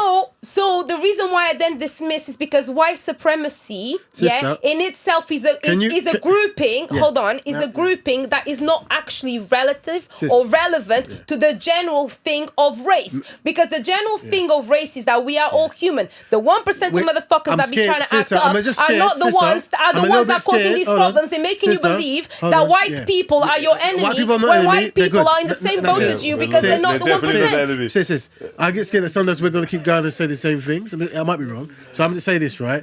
I'm saying that, hold on, family, there's a me solution and a we solution, right? And when we talk about black people being a collectively challenging place, I'm presenting a we solution, right?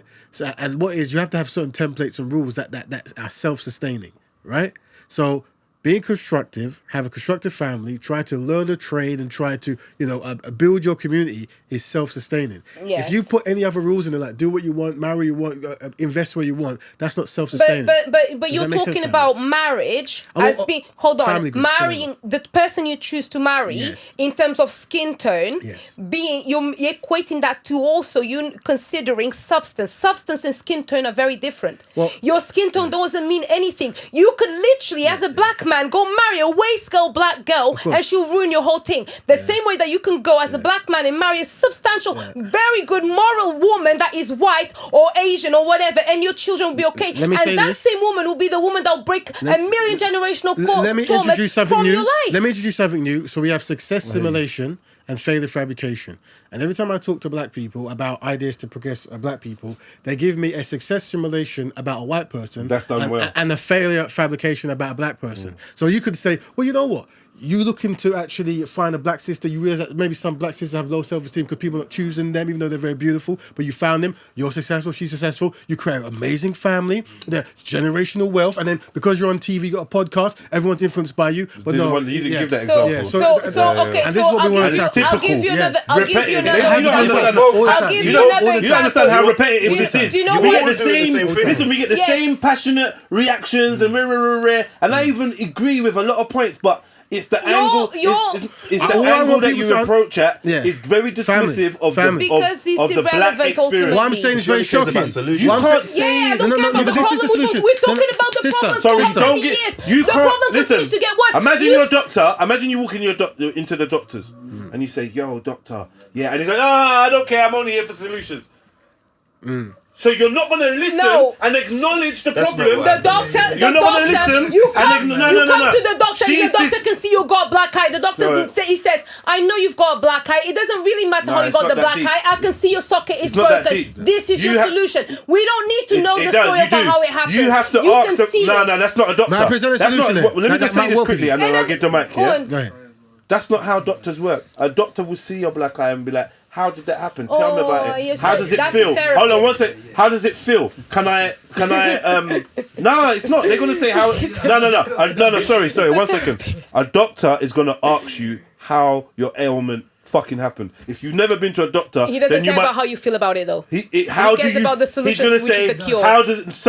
He's gonna say, how does it feel on a scale of 1 to 10? How painful is it? What does it hurt when you look this way? Does it hurt when you look that way? Let me touch it. Let me X-ray it. I'm gonna send you over there to a specialist. They're gonna ask you the same set of questions. They're gonna send you somewhere else, so that they can actually adequately, diagnose how to heal the it. symptoms and the feelings are different. What we're getting is how does it feel? Is it painful? Because they might be able to determine whether it's broken or not. Does it? It feels. Hold on. Oh, my hand. It feels like my hand's vibrating. Yeah. Oh, that might be nerve damage. Yeah. They're gonna ask you how you feel. If you've never been to a doctor's, then you'd have this argument. If you've been to a doctor's, this is child's play. We're arguing silliness. They ask how you feel. They ask how it happened. Yeah, and they investigate and they listen More importantly, most of diagnosis is about listening to the patient. When you listen to the patient, then you can come up with adequate forms of solutions. Because one solution don't fit all. Yeah. As well as that, you have to ask them if are you allergic to anything? Did you eat anything? Did you do? Oh, you fell over. Was there another cause of why you fell over? You investigate so that you can get it and really find out what I want. Because you can hear one or two things and be like, oh, I know what that is. I had someone like that yesterday. Next thing you know, you're giving someone medication that ain't for them and they're dead. Yeah? So you need to really tailor make it. And I feel like that comes with the empathy. Yeah? And I feel like because you're a mixed race and you think you know what everyone's experience is, you're speaking for everyone and you got no empathy, you're not hearing other people's experiences. Instead of going to, if you've got a broken leg and you're upset about how your leg got broken, you go to a therapist. If you've got a broken leg and you want your leg to be fixed and put in a cast, you go to the doctor. There's different solutions. The doctor's going to ask you how does it feel. The solution to your broken leg, if you want your leg to be unbroken, you're going to have to go for the cast. Therapy is not going to fix your leg. Solutions then. So what I'm saying is, sister. No one asked for therapy. No, but what is like you mixed up my analogy. Talking about the experience is therapy. The experience, explaining your experience, is explaining how you feel about the experience and how you feel and how we're not even talking about that though. But that is what you're talking about. We're not. We're talking about the experience. I ain't even talking to you about how I feel as a black man. I can't even get to that, Josh. I got to battle you as a mixed race woman who's speaking for me and telling me how I feel and how I've been. Remember, listen, when you rewind it, when you rewind it, you're gonna get to this point of. You don't care about how I feel, but you're going to tell me what I do. You internalize it. You look at yourself as less. You do this. You were speaking for the black experience and telling us how we think and feel. You've been doing that all day. Now you're saying you don't care how I feel. That's another reason why you can't chat for me and you can't talk for me because you don't even care about how I feel. Listen, the facts are the facts. How are you the talking for me? objective truth. Do you have two hands? Yes. Do you have a brain? Yes. How you feel is what is impacting the action. Which means that it's about emotions. I don't care about how you feel because I know if you've got two hands and a brain, you can do something. That's the objective truth. Yes, I know, but we've been talking about how people feel for so long and we still haven't moved forward. We've been talking about how you feel. We've been talking about how you feel as a mixed race woman, as a black woman, as a white woman, as an immigrant. You're speaking for everyone. I don't care. Ultimately, I've told you I don't care. That's why I said race is irrelevant. I don't give a fuck. I don't look at it emotionally because emotions don't support you. And it is okay. It's okay. I'm coming from a solution. Are you a race? Listen, it's not about... Are you a race? We're a mixture of races. Are you a race? Mixed race. What's your opinion though? Do you think you're a race? A mixed race. Do you think you're a race? No. Okay. Do you think you are part of a race? I think I'm part of a racial group, yeah. I do. So you don't care about race, you don't think you're a race, and you're telling me that who does care about race and thinks he's part of a race, that it's irrelevant. No, but she generally thinks the solution and the betterment is to sometimes, because the way we're painting it, it's like it's bare negative about being black. Like, that's it, brethren. We spoke about like a lot of the other people who are not like us. I'm the only one to tell you about black privilege here. Yeah, we didn't even get to expand on it. Why? You know why though? You know why you've not heard about what's so great about being black? Rare. Because when I'm talking about my experience, or when we're talking about the black experience, I've got someone that's not black shouting over, being super passionate. Hold on, and you're telling us experience of the black man. That's what you keep saying. She keeps telling me about the experience of black people because her dad was black. That don't make you black, as you've just said. You're not black. You don't feel like you're black. You're not black. This goes you back don't feel like you're thing. accepted as being black. Because I do. I'm black, and I'm telling you, I'm trying to speak for other experiences. Another black man's over there, and it's like, no, I don't care how you feel. You're forever going to be in problems if you don't listen to the solution. Nobody cares anymore. It's been going on for too many years, for decades. No, you don't. You need to stand up. You need to stand up and do what you need to do.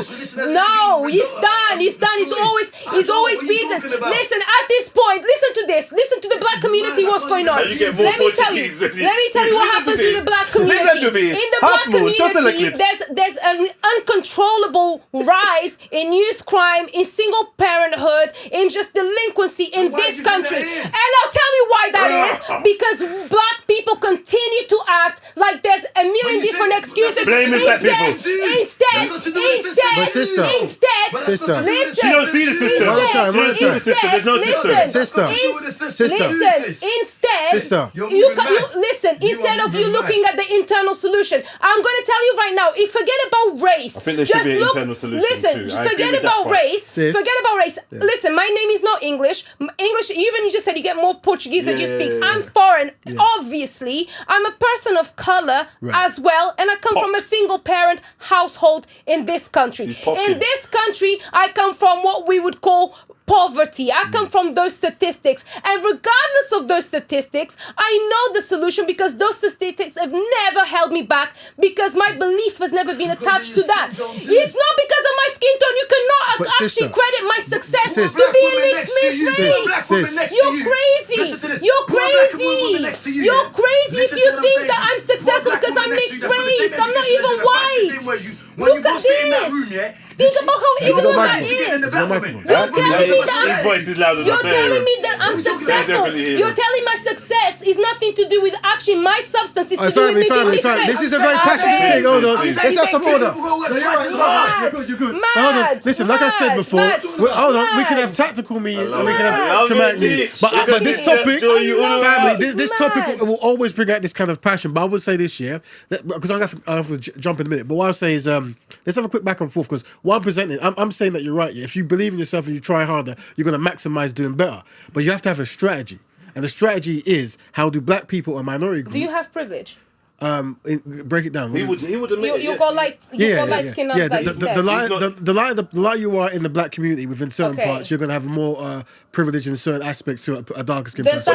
Before you go, this is what I love about Brother Raven. This is the misunderstanding, though. This is what you mean when you're open-minded. You actually have. So you're more successful than other black people because you're like. No, but hold on. The thing is, we got to wrap in 5 minutes. That's what they told me. That I'm more successful because I'm light skinned. You must be more successful than him because you're light skinned. But that's what they said to me. No. That's what I'm saying is, it's about how many challenges that you can potentially face. Sometimes it's hard to track, right? Because a man who sees someone who makes a decision, you might never see them, right? So we can't actually track that person. Yes. But we know through evidence that the darker you are, the more you're going to face certain kind of challenges in certain environments, right? Yes. But that doesn't mean that that person should stop trying to progress. That doesn't mean that if someone has progressed who might be lighter, that they haven't tried hard. You see? And this is the intelligent conversation we have to have as a community, right? So even though you're successful, it's because you have worked hard. Right, but there's some hidden barriers or walls that you might not have seen that maybe someone else who has seen them because they experienced it from a certain angle can let you know. And it's important to have the empathy to exchange those stories. But ultimately, what I'm saying is, it's not a me conversation; it's a we. And how do we, the black community, which you are welcome to be a part of, as historically has made so, right? How do we work together to minimize those challenges happening to the greater collective? Education. And that's why I say black health. Yeah, black families, black economics as a starting base. And that all comes first. Before all of these things come first comes education. Because with education, you're equipping yourself to find the truth. The truth means health. The truth means how you know you're going to be a parent. Of course. And the education is go and learn. But education go is down where the people rabbit hole. go wrong. Education Back is and not forth. about the government. If we get back and forth, because remember, I'm solution based. Have you noticed that every time I say something, it's solution based? Yes.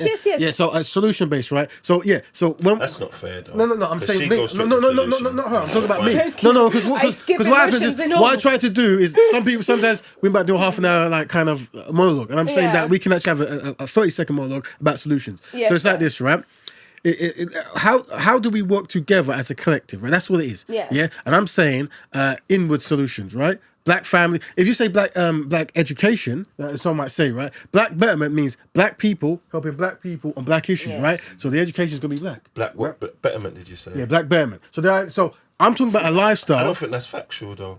What is the factual, brother? Just so we can unpack it. Black people can progress, not only doing it within working with black people. That's it. No, hold on. The world is bigger than black people. Family, I'm gonna let Raven finish. And then we're gonna have to wrap. I would like to invite you back for a part 2. Yeah, we do. I'll think about it. Can we do it? Hold on. Nice. Yeah. When you coming back? When you coming back? I'm saying, hold on. If I'm not saying that non-black people can't help black people, but it is not registered as black betterment. The reason why you have to have a process to register black people together is because, shocking, black people unfortunately are collectively inadequate. right? So what you have to have a process to say, how do you become more adequate? And that is, you're tracking your own progress, right? If you allow other people to jump in, what will happen? Because we have a history of doing this, other people will be leading while we'll be following. This is the thing. There's things that's in the back of our mind that let us do that. But when you eliminate those rules, saying that in order for this idea to exist, it has to be done amongst the community. Okay. Let me if we split this into two parts, yeah? Go ahead. Let's call this part trauma.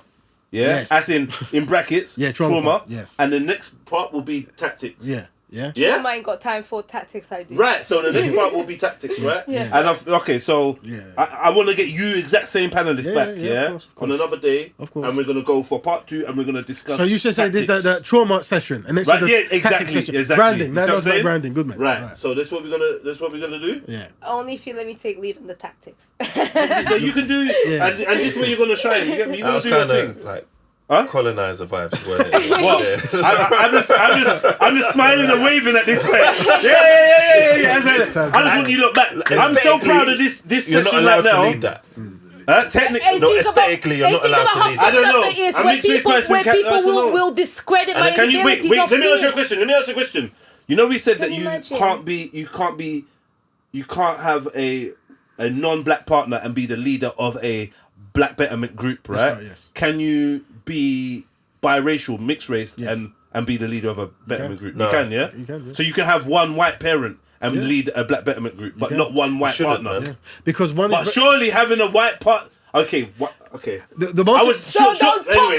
let me hear it quick. That shit get banged, bruh. Let me hear it quick, right? yeah, It's because what happens is you are making the most important thing about black betterment is a choice. Yes. You don't choose your parents, but you do choose who you might want to marry, who you might want to start a business I with. knew you was gonna right? say- That's why I knew that was going to be your Of course, answer, because and it's it always makes going to be sense. logical. But I would say truth, logic, and peace. I would say that I do like black men being for raised by a white cultural woman would probably affect your choices more than But marrying a white woman. But it's a but, yeah.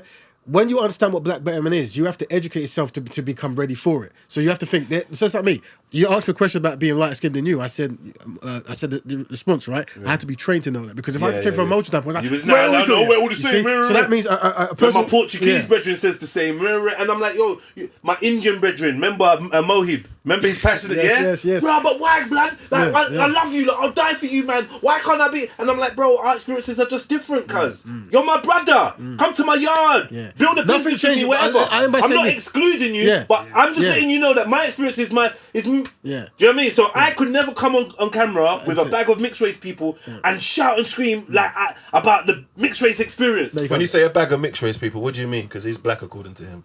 That's why I said I could never come on camera. Against I wasn't talking about him. No. What's wrong with I was saying I could never come on camera with a bag of mixed race people. Yeah, and say rare, or like and shout and scream about the mixed race experience.